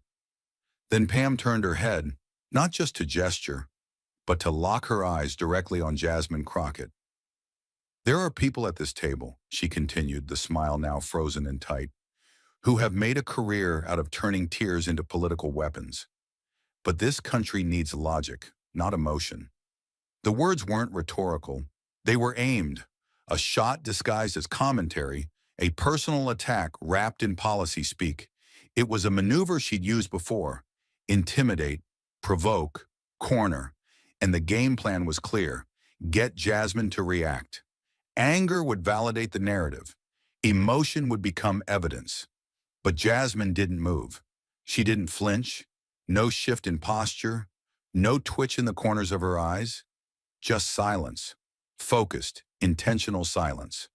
Her hands rested calmly on the blue folder in her lap, fingertips barely touching, as if holding something fragile but powerful. Her body was still, but not passive. It was grounded, unshaken. The lights did not favor her. The camera hadn't yet switched. And still, her presence began to reclaim the space. The silence was no accident. Jasmine knew the trap, knew exactly how it had been set, how many times this script had been rehearsed. Not just here, not just now, but in hearings, interviews, entire systems built to paint her as unstable the moment she dared to push back. She also knew what they expected: a raised voice, a cutting rebuttal, a moment that could be edited into a soundbite to confirm the stereotype they had already prepared for her. She gave them none of it. The tension thickened. Behind the scenes, the production assistant's hand hovered over the transition switch, but no cue came. There was nothing to cut to. Pam had fired her shot. Jasmine had caught it and held it midair without breaking gaze. And in that moment, without a word, Jasmine sent a message louder than any mic in the room could carry. "I hear you. I see through you, but you do not own my voice." She didn't take the bait, but silence, when wielded with intent, has a way of making insecure power nervous. And that's when Pam made her first mistake. The moment should have passed quietly. One speaker finishes, the other begins, and the broadcast continues under the illusion of balance. That's how it was designed. The transitions were supposed to be smooth, clean, polite. But what happened next wasn't in any script. As the host turned toward Jasmine, inviting her to share her thoughts, the energy in the studio shifted almost imperceptibly. Not a crack in the floor or a flicker in the lights, but something more human, an anticipatory stillness. Jasmine didn't rush. She didn't reach for outrage or rebuttal. Instead, she drew a calm breath, eyes level with the camera, the muscles in her shoulders unmoving, her fingers, previously resting motionless atop the folder in her lap, lifted slowly, just enough to signal that she was ready. She had timed her voice to enter the space with precision. But right before she spoke, a sound barely louder than a sigh cut through the silence. Pam leaned in, not dramatically, not with intent to speak into the microphone, but casually, dismissively, as if muttering to herself, or perhaps to the host, or maybe even to the air. But the words were clear, sharpened by years of casual cruelty and dressed in the tone of someone tired of being challenged. "She's playing the race card again," she whispered. Then, almost inaudibly, came the second blow. "So tired of this." It was the kind of remark people say when they believe they're off the record, when they think no one important is listening. But microphones don't follow those assumptions. They don't care about context or comfort. Pam's mic, still clipped neatly to her lapel, still hot, still feeding clean audio to the studio's broadcast system, captured every syllable, every breath. The sound engineer saw the spike immediately on the waveform monitor, a sudden, narrow flicker in Channel 1's feed.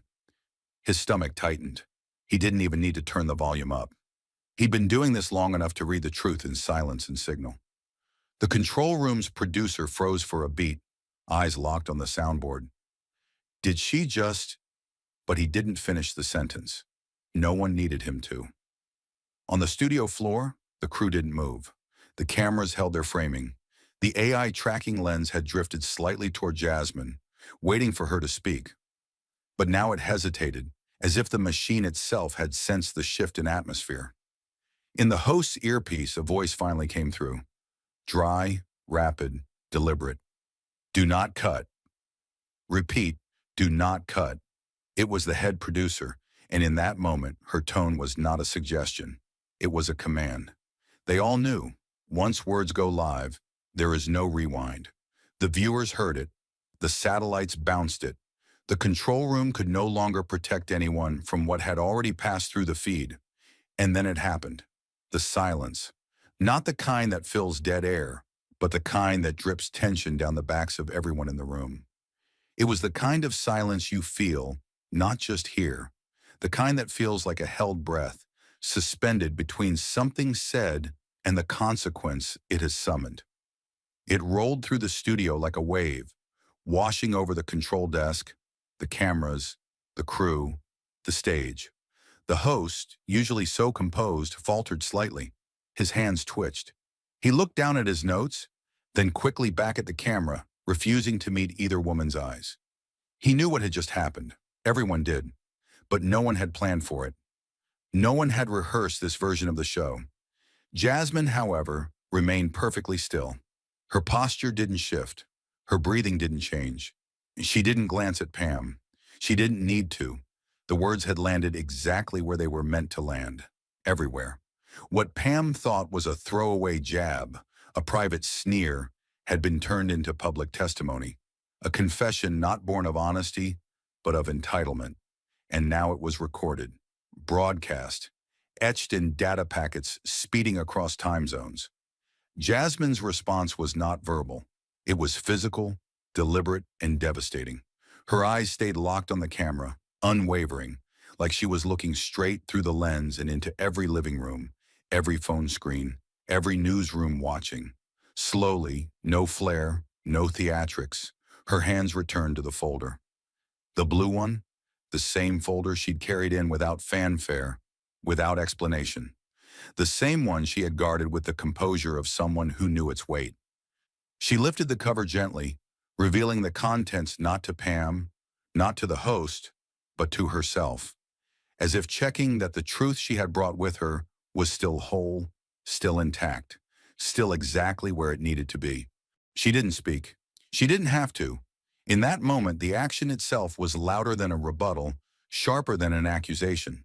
The message was unmistakable. You spoke your truth, now it's my turn. And hers wouldn't come by accident. Hers had been prepared, printed, documented, time-stamped, and sealed. Pam's words had slipped out unguarded. Jasmine's were about to arrive with intent. The contrast was breathtaking. Pam, flustered now, shifted slightly in her seat. The confidence she had wielded just minutes earlier, the cool sharpness of her opening remarks, had begun to fray at the edges. Her jaw tightened. She glanced sideways at the host, then down at her notes. But the damage had already taken root. The room had changed. The power had shifted. And it had nothing to do with volume or status or time slots. It had everything to do with the fact that, for once, The mic didn't protect the powerful, it exposed them. In the control room, the atmosphere was a mix of dread and awe. No one spoke above a whisper. The director lowered her headset mic for a moment and simply said, "Let it roll." It was all she could do. To cut now would be to interfere with something that had already begun moving on its own. Something bigger than format, bigger than ratings. This wasn't about who won the debate. It wasn't even about the debate anymore. It was about what had just slipped through a system designed to prevent moments like this from ever happening. And Jasmine knew it. She didn't celebrate. She didn't smirk. Her expression remained unreadable, like a judge weighing something far heavier than policy. She turned one page in the folder, just one, then paused. Her eyes scanned it briefly, her lips pressing together in that subtle way people do when they know what comes next cannot be undone. She didn't rush. She gave the room, the moment, the audience beyond the cameras, time to feel the full impact of what had just unfolded. Because what had happened wasn't just a gaffe. It wasn't a misstep or a PR disaster. It was an unveiling, the peeling back of a carefully crafted image, revealing the resentment and strategy beneath. The truth didn't need to shout. It didn't even need to raise its voice. It just needed a moment. And Pam had handed it over herself, unintentionally, irreversibly. And Jasmine, without saying a word, claimed it. The room had gone still, not out of respect, but from the weight of a truth that had slipped through the cracks. And Jasmine, calm and silent, knew exactly what came next. She didn't rush. She didn't perform. Every motion was intentional, every second calibrated to make the silence work in her favor. Her breath was steady, her face unreadable. She reached down to the blue folder resting on her lap, the same folder she had brought in alone, the same folder the cameras had ignored, the producers had dismissed, and Pam had laughed at. With the grace of someone lifting evidence from a crime scene, Jasmine unlatched the flap and pulled out a single page, crisp and clean. It wasn't some impassioned note or a hastily scribbled statement. It was a document, formal, official, and damning. The light caught its surface as she slowly brought it up and laid it, deliberately, at the center of the table, directly beneath the overhead camera lens. The microphones, still tuned for loud voices and rehearsed outrage, suddenly found themselves amplifying only the soft shuffle of paper meeting polished wood. But the sound hit like a thunderclap. No one interrupted her. No one asked what it was. Something in the air told them all. This wasn't an opinion. This was a reckoning. The paper's header read plainly, "Strategic Tone Management, High-Profile Minority Guests." It was formatted like a production briefing, complete with bullet points, executive summaries, and a timestamp from 3 weeks prior. But what followed beneath the title was not media strategy. It was manipulation. A line just below the header stated the objective: to maintain narrative coherence and emotional framing control when dealing with guests prone to politicized identity expression. The language was clinical, cold, engineered for deniability, but its meaning was impossible to miss. Jasmine had read this document a dozen times before this day. She had memorized its phrasing, its structure, even the font, because every word in it was a blueprint not just for silencing her, but for manufacturing the very image that justified that silence. She wasn't supposed to have this, and certainly not to bring it here, but that's what made it necessary. She kept her eyes steady as the cameras zoomed in, not on her face, but on the document now laid bare for the nation to see. Beneath the summary was a list of prescribed techniques. Assign emotional motive labels to identity-based statements. Insert opposing data early to fracture guest narrative cohesion. If anecdote escalates, pivot to unrelated policy to minimize impact. In case of guest frustration, allow partial interruption to simulate dominance shift. Record full response but extract 7 to 12-second clip showing heightened vocal tone, but the most chilling line was lower down, buried between mundane production notes and segment transitions. It read, "If the guest begins emotional escalation, shift framing to suggest volatility. Cue production for clip extraction to simulate loss of composure." That was the knife, the line that sliced through any illusion of editorial neutrality. This wasn't an accidental bias. This was a formula. designed not to reveal the truth, but to manufacture a character the network could dismantle in post-production, then parade across their platforms as a warning. This is what happens when a black woman gets too loud. The paper didn't stop there. It listed priority guest profiles, coded into a table with descriptors like likely to challenge, emotive posture, trigger-prone. Jasmine Crockett's name was third in the column. There was a digital headshot, a notes section beneath it citing prior interviews, one of which had been edited to remove her full rebuttal. She'd always suspected it. Now she had proof. The final blow was at the bottom. A line most producers would never read out loud, but which everyone in power would recognize. Final approval, Pamela Bondi. Stamped in all caps, dated exactly 21 days before this taping. Not an alias, not a placeholder, not deniable. The studio didn't make a sound. Even the control room, normally buzzing with cues and whispered directions, fell into dead silence. And in that silence, Jasmine spoke. "There are strategies," she said, her voice measured, low, and unwavering, "that only work when no one sees them." Her words landed heavier than any accusation, because it wasn't just Pam sitting on the other side of the table now. It was every executive who approved it, every editor who clipped around the truth, every producer who built the show to reward escalation and punish restraint. And Jasmine had exposed it not with rage, not with tears, but with a piece of paper and a sentence that refused to flinch. The host glanced toward the control booth, unsure whether to intervene. No direction came. The camera stayed fixed. No cutaway, no sound stinger. Just the image of a black woman calmly presenting the weapon that had been used against her and smiling as she turned it into a mirror. Pam didn't speak. She couldn't. Her eyes darted once to the paper, then back to Jasmine. Her mouth tightened. But any denial would now sound like panic. Any defense would reek of rehearsed spin. She had already been heard. Too early, too clearly. And now Jasmine had the stage she was never supposed to reach. It was never supposed to happen like this. The system had contingencies. It had always worked, until it met someone who didn't take the bait, who didn't scream when provoked, who knew the rules and brought receipts. And Jasmine, she didn't raise her voice. She raised the truth. For a moment, the paper between them was louder than either woman's voice had ever been. And that was when Pam finally broke.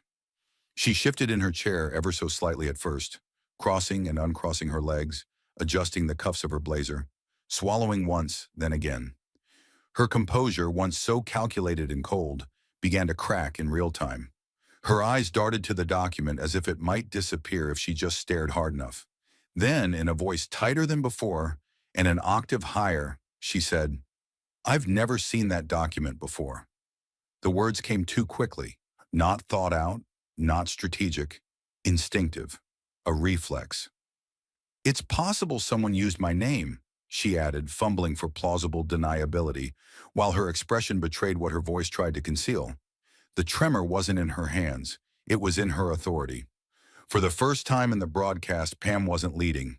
She was defending, desperately.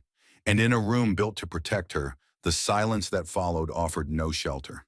The host looked toward her, then back to Jasmine, unsure who to acknowledge. The production crew didn't move, didn't cut to commercial, didn't bail her out.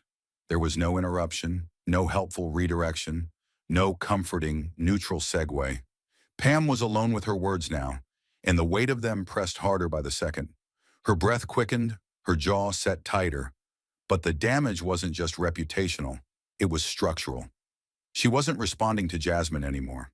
She was responding to the document, the camera, the country, and a truth she had always believed would stay off screen.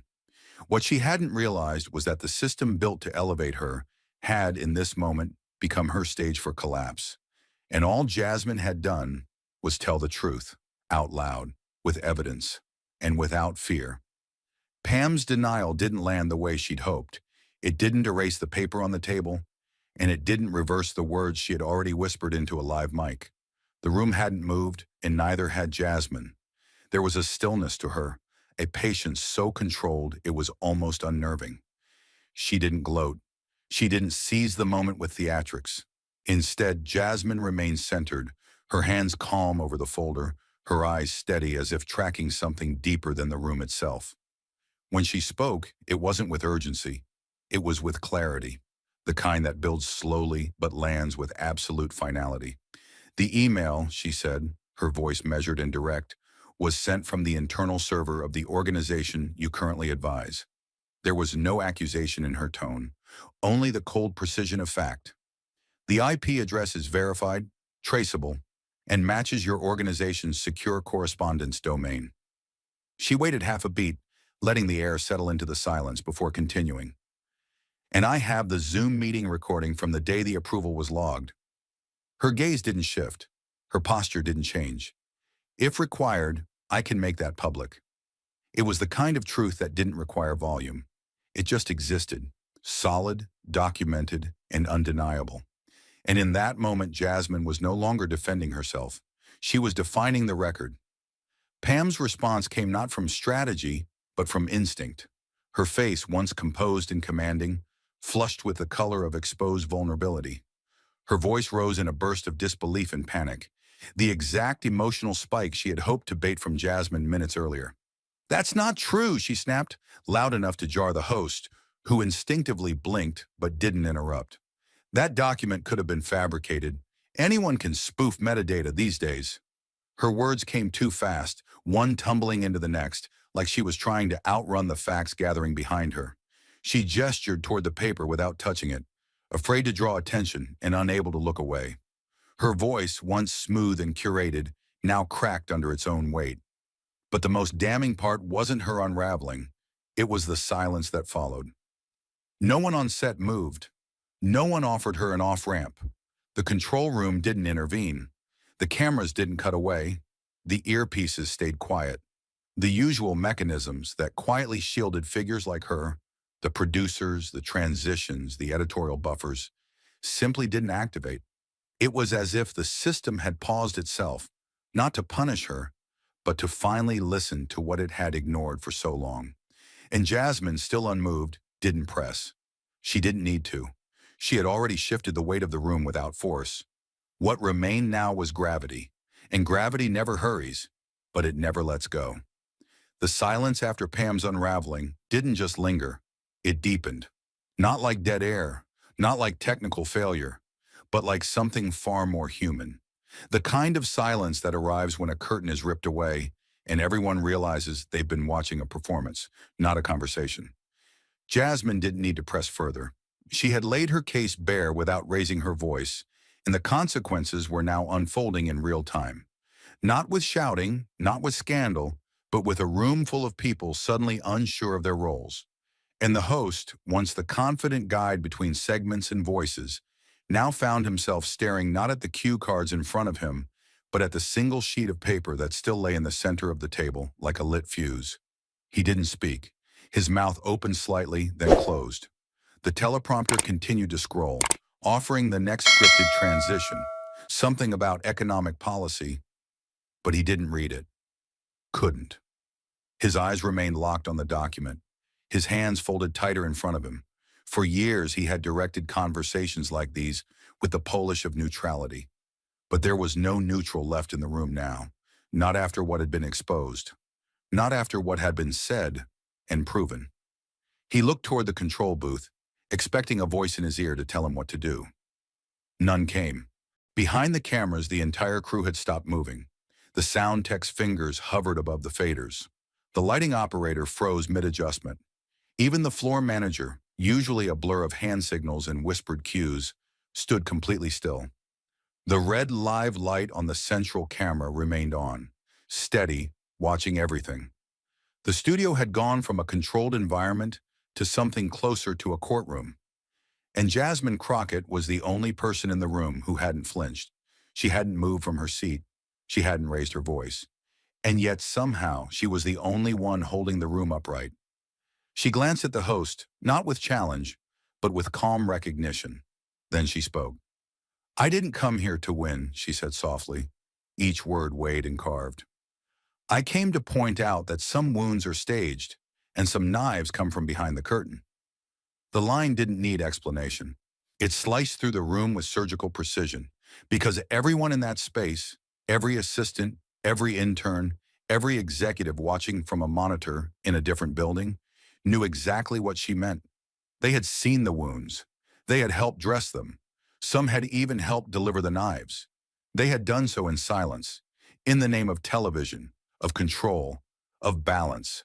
But Jasmine had just rewritten the script in 9 words. The quiet that followed wasn't passive, it was stunned. A silence that didn't come from confusion, but from understanding. From the collective realization that something irreversible had happened.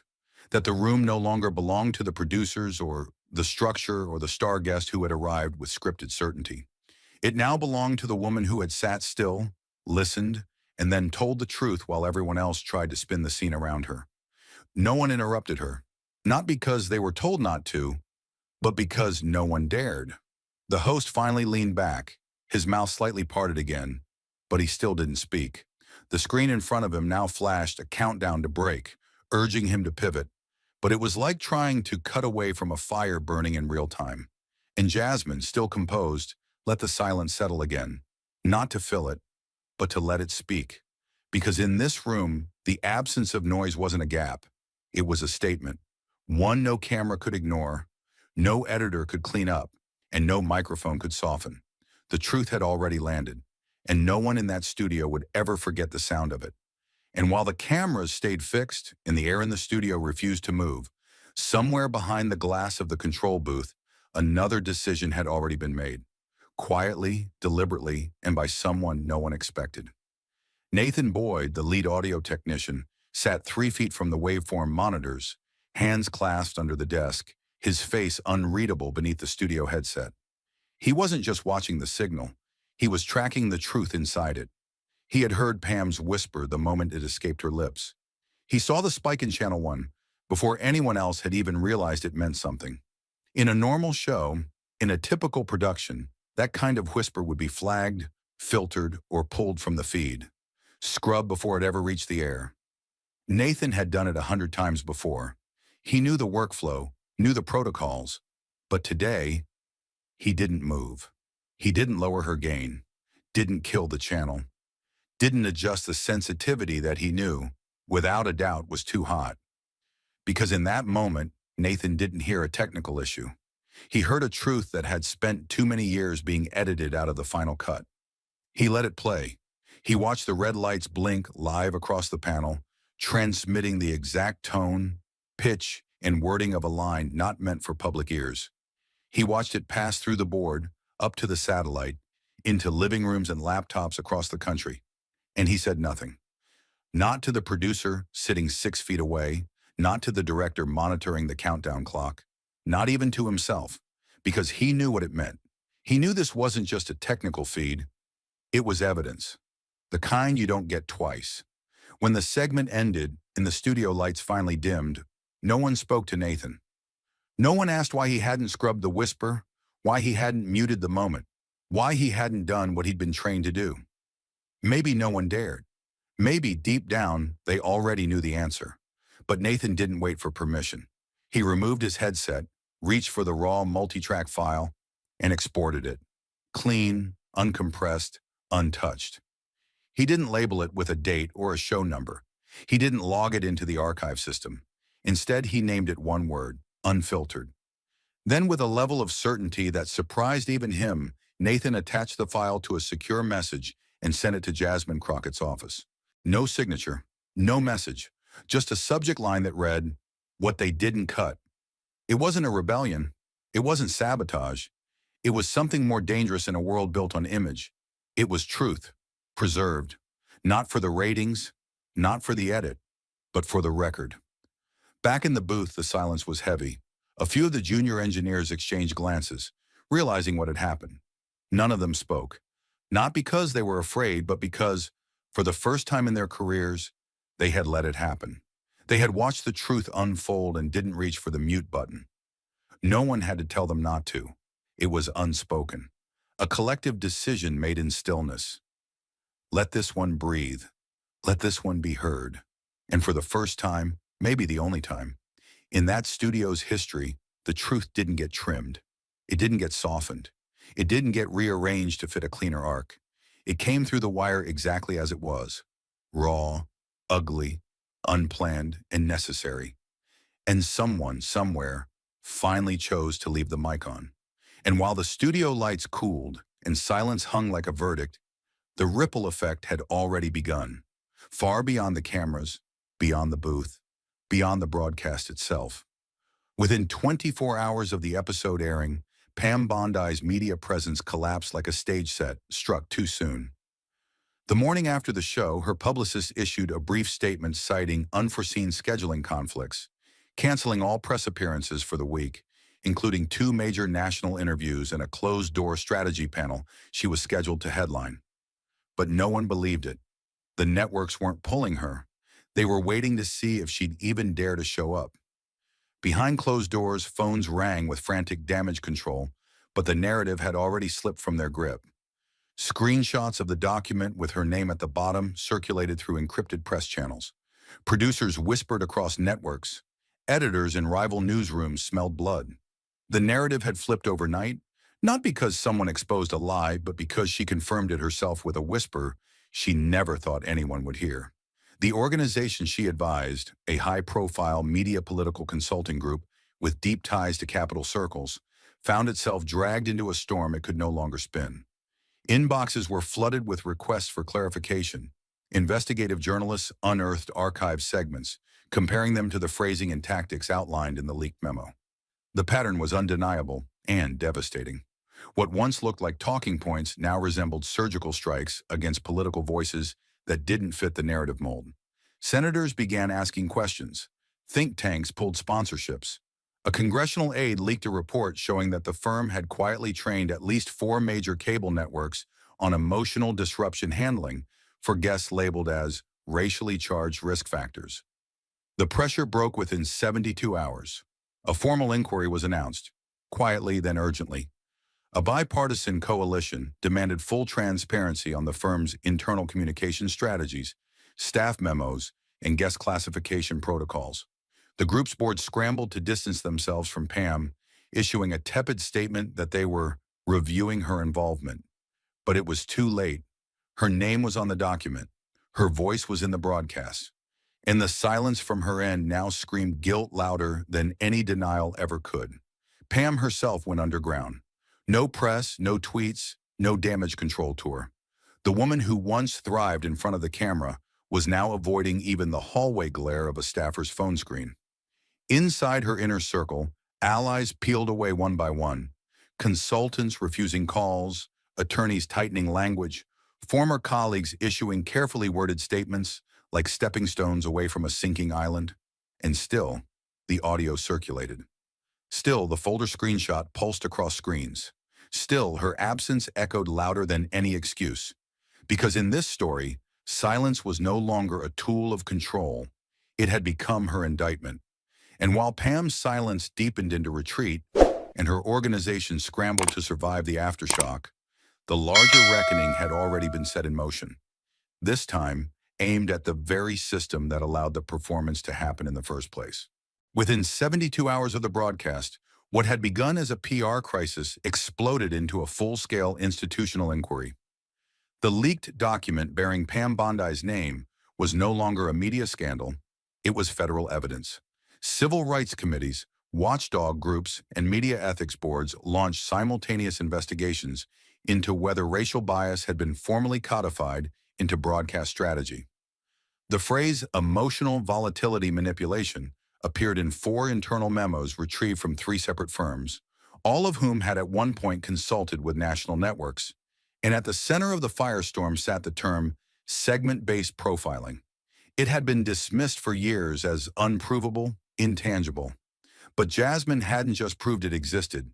She had shown it, line by line, signature and all, on live television. And now no one could pretend it wasn't there. The Department of Communications Oversight issued a preliminary review into potential systemic racial targeting within private sector media frameworks. What had been whispered about in backrooms was now formalized into a sentence on government letterhead. The networks, previously immune behind legal teams and PR departments, found themselves subpoenaed, Internal Slack messages were pulled. Email threads labeled segment control for sensitive guests were opened in conference rooms lined with attorneys. And beneath it all was the same unnerving truth. It had worked for years. It had shaped public perception. It had destroyed reputations. And no one had stopped it until Jasmine refused to play her part. Outside the swirl of hearings, news cycles, and talking heads, Jasmine did the opposite of what everyone expected. She disappeared from the conversation entirely. She didn't hold a press conference. She didn't give a victory interview or book a Sunday morning exclusive. No Twitter threads, no late-night clips. Her name trended on every platform, but she said nothing. Not because she had nothing to add. She had already said everything that mattered. And in a media landscape addicted to reaction, her silence became an act of radical power.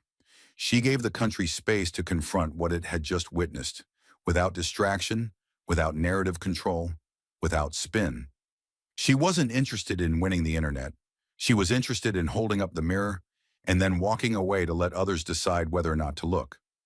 Reporters camped outside her congressional office, hoping to catch a statement or even a single glance. Interns passing in and out of the building refused to comment. The staff had been instructed not to engage. Jasmine's press secretary gave one line to the press pool on day 4. The Congresswoman has no statement at this time.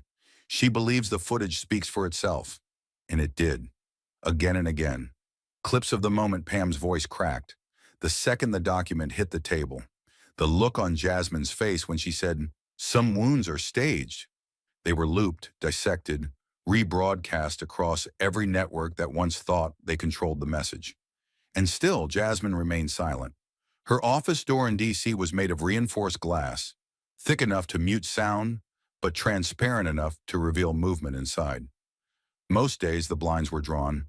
But one morning, the staff arrived early and found something taped to the door. It wasn't an official statement. It wasn't campaign branding. Just a single handwritten note. Not scribbled, not emotional. Neat lettering, centered on plain white printer paper, unadorned. No name at the bottom, no logo. The mic doesn't pick sides, but it will carry the truth if you leave it on. No one admitted to writing it, but no one took it down. Visitors stopped and read it. People passing by paused. Some took pictures, some didn't. But every person who looked at it understood. This wasn't about a segment or a scandal. It wasn't even about a mic. It was about something far deeper, far more dangerous, and far more enduring. It was about what happens when someone finally refuses to play the role they've been assigned and speaks anyway. Not louder, just clearer, without filter, without permission, and dares the world to hear it for what it is. That note stayed on the door for weeks. No one ever dared take it down, because in 10 simple words it said everything they had tried so hard to silence. And while the words taped to the office door stirred quiet tremors in the country's political soul, and headlines splashed Jasmine's name across glowing screens, what followed wasn't a press tour, a celebration, or a strategic pivot. What came next was far more powerful and quieter. Because real victory doesn't arrive with banners. It walks out of the room alone. The studio hallway had emptied. The once bustling passage between green rooms and control panels now felt like a post-battle corridor. Empty coffee cups sat abandoned on plastic carts, headsets hung lifeless on pegs, and the soft hum of fluorescent lights echoed like leftover tension.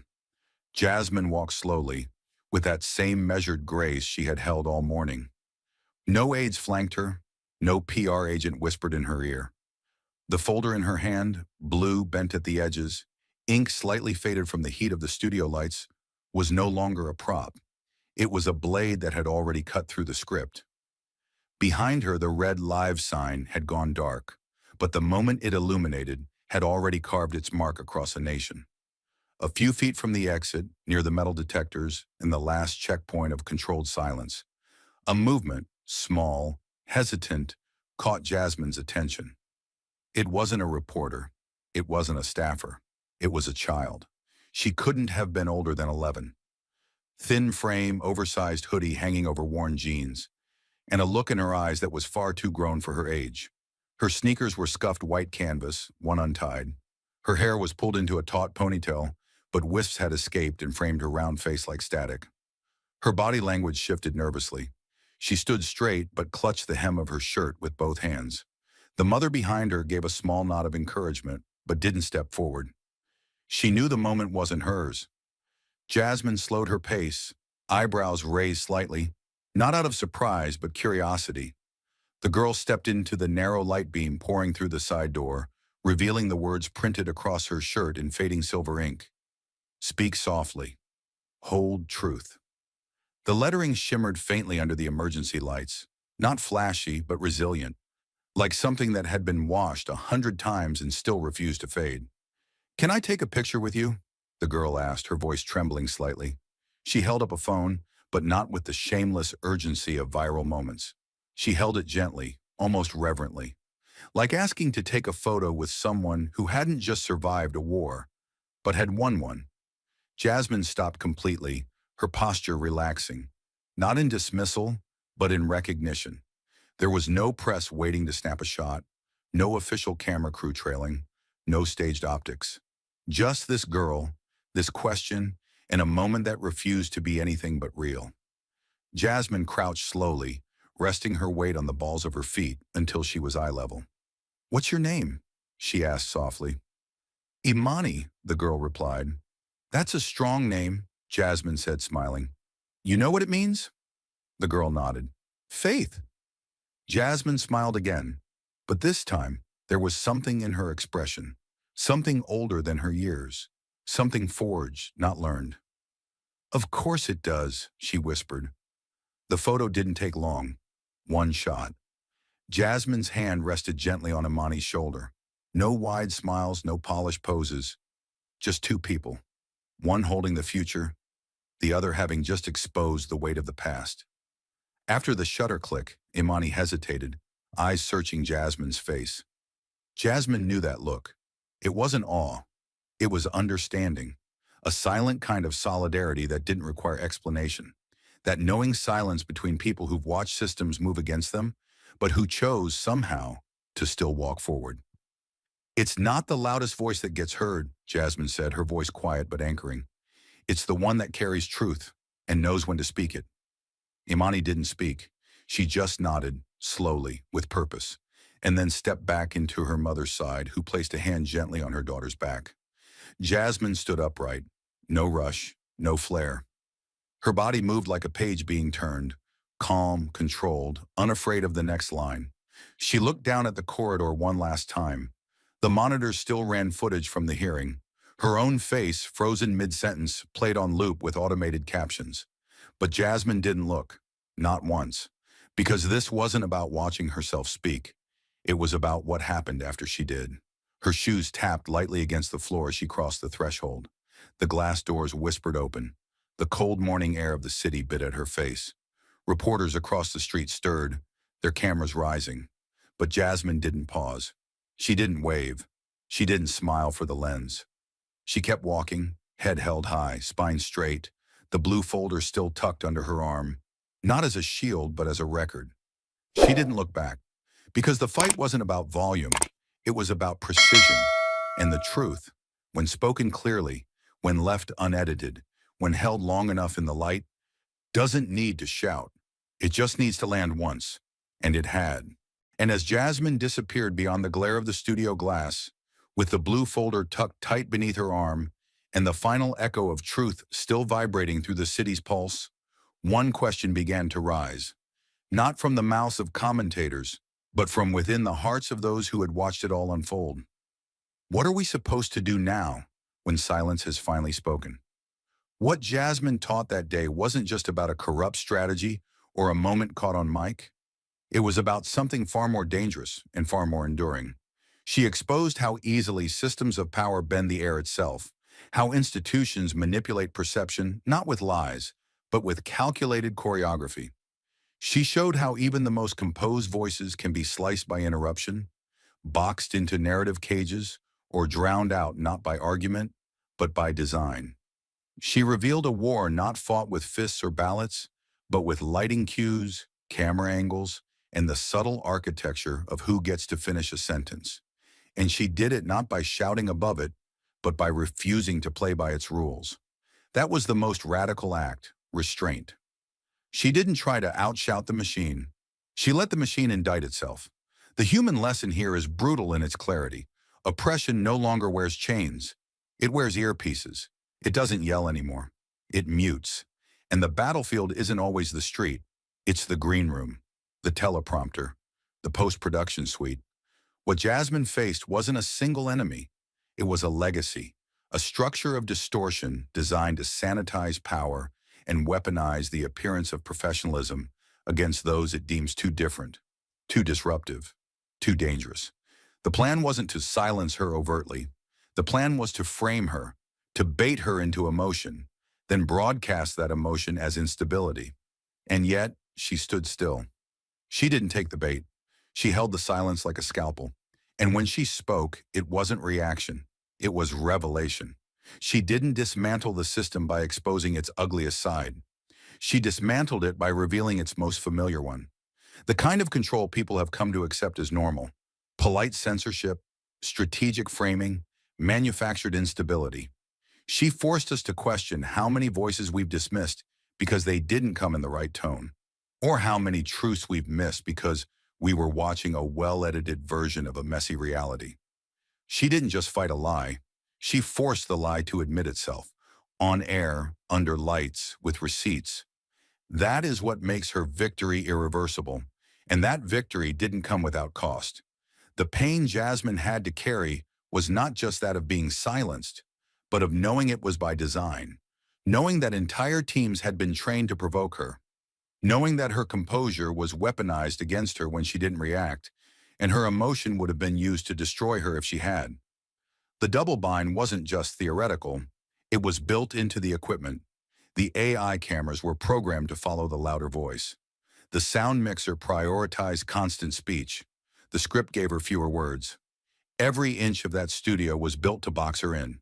And yet, with one sentence, one document, and one act of unwavering stillness, she rewrote the entire stage. What happened after wasn't a trend.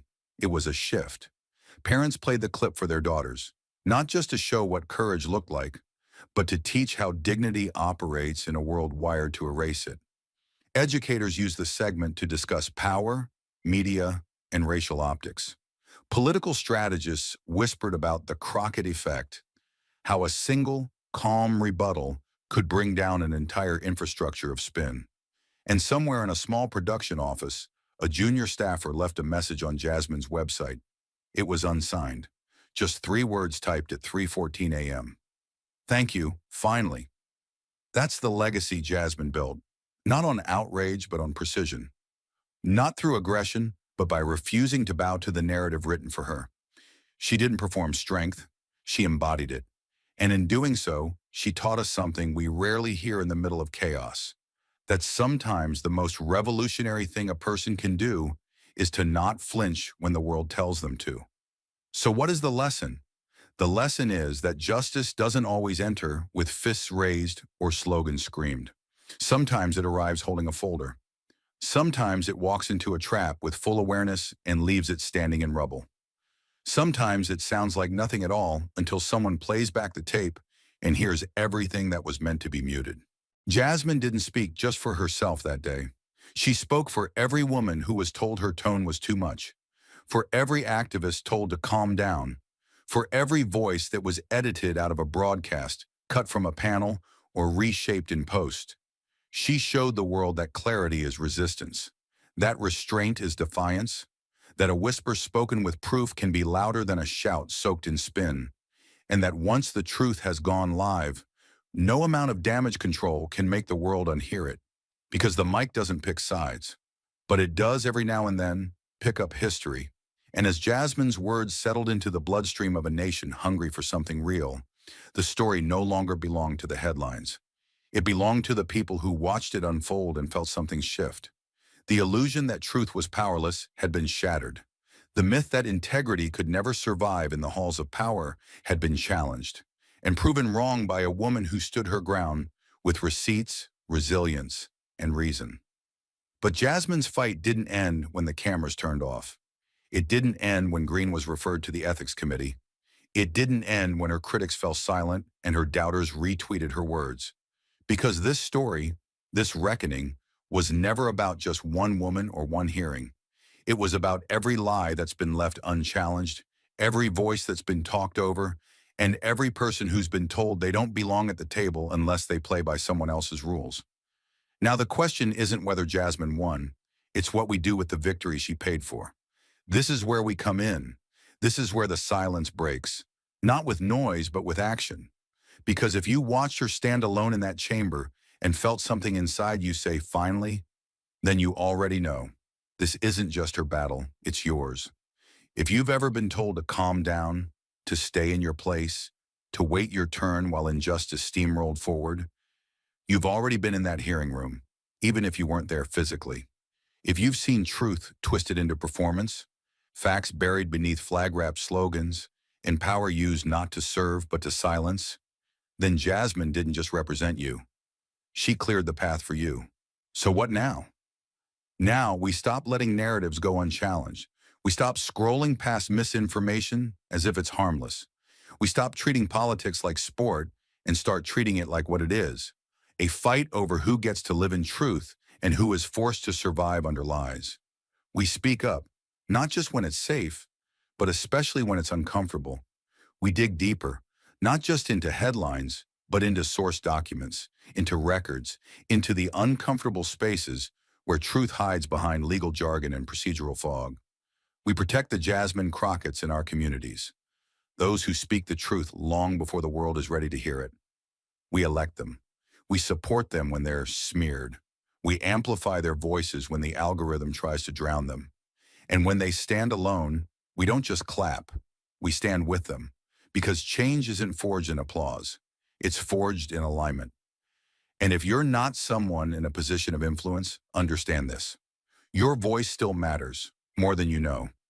Every call you make, every truth you repost, every uncomfortable conversation you start at your dinner table is a crack in the armor of the machinery that counts on your silence. They don't fear the noise. They fear the echo. They fear that the quiet people are starting to listen and beginning to speak. We can't undo every lie, but we can interrupt the cycle. We can demand accountability, not once, but relentlessly. We can learn the lesson Jasmine showed us, that patience is not the absence of power. It's the preparation for it. That truth doesn't die when ignored. It waits, it watches, and when someone like Jasmine lights the match, it burns. So ask yourself, what would you have done in that hearing room? Would you have nodded silently, let the story pass, turned away when it got uncomfortable? Or would you have stood even if your voice shook, even if your hands trembled, even if you knew it might cost you? Because this isn't just about them anymore. This is about us. It's about whether we choose comfort or clarity, whether we allow propaganda to outlive proof, whether we show up when it's messy, not just when it's easy. And if you're reading this, then you've already felt the weight of that question. So now carry it to your city halls, to your school board meetings, to your ballot box, to your kitchen table conversations, to every moment when silence tempts you to stay small. Carry it until the next Jasmine doesn't have to carry it alone. Because truth has never needed permission. It has only ever needed people brave enough to hold it in public. And now it needs you. Not later. Now. And if history is recording, then we must ask ourselves, what are we leaving behind on the tape? Is it another cycle of rehearsed outrage, sanitized narratives, and safe conversations carefully curated to preserve the comfort of those already in control? Or will we finally leave behind something different, something braver? This is the call. Not to noise, but to intention. Not to chaos, but to consequence. Jasmine Crockett did not make history because she shouted louder than the room. She made history because she refused to let the room define her story. She didn't disrupt the system by playing its game better. She disrupted it by refusing to play it at all. And in doing so, she gave us more than a moment. She gave us a model. That model demands courage, not the kind that lives on protest posters or makes headlines, but the quiet daily courage to tell the truth in rooms designed to erase it. It demands integrity, because telling the truth without a camera, without a folder, without a viral moment is harder than telling it when the world is watching. It demands community, because no voice, no matter how steady, should have to stand alone. And most of all, it demands memory. We cannot afford to forget what was exposed in that studio. Not just what was said, but how it was caught, how easily it could have been missed, and how many truths have been missed because no one thought to leave the mic on. So now it's on you, on us. Will we let this be a one-time eruption or the first page of a new chapter? If you're a teacher, bring this story into your classroom, not as gossip, but as a case study in media literacy and systemic bias. If you're a parent, tell your children that being calm in the face of injustice doesn't mean surrender. It means control. If you work in media, ask what voices aren't making it to air and why. If you sit on a board, in a courtroom, in a newsroom, in a community council, ask who's still being spoken over, and then move, not when it's safe, but especially when it isn't. Because Jasmine Crockett didn't walk out of that studio needing validation. She walked out having proven a truth so undeniable, it echoed far beyond the walls where it was first spoken. The rest of us? We are the echo now. So let it carry, let it shake, let it build, and let it never, ever be silenced again. Thank you for watching until this moment and for standing with us on this journey for justice. Your support means everything. Like, subscribe, and turn on notifications so you never miss what's next. And we'd love to hear your thoughts. Leave a comment below and let us know what moved you most in this story. Together, our voices make a difference.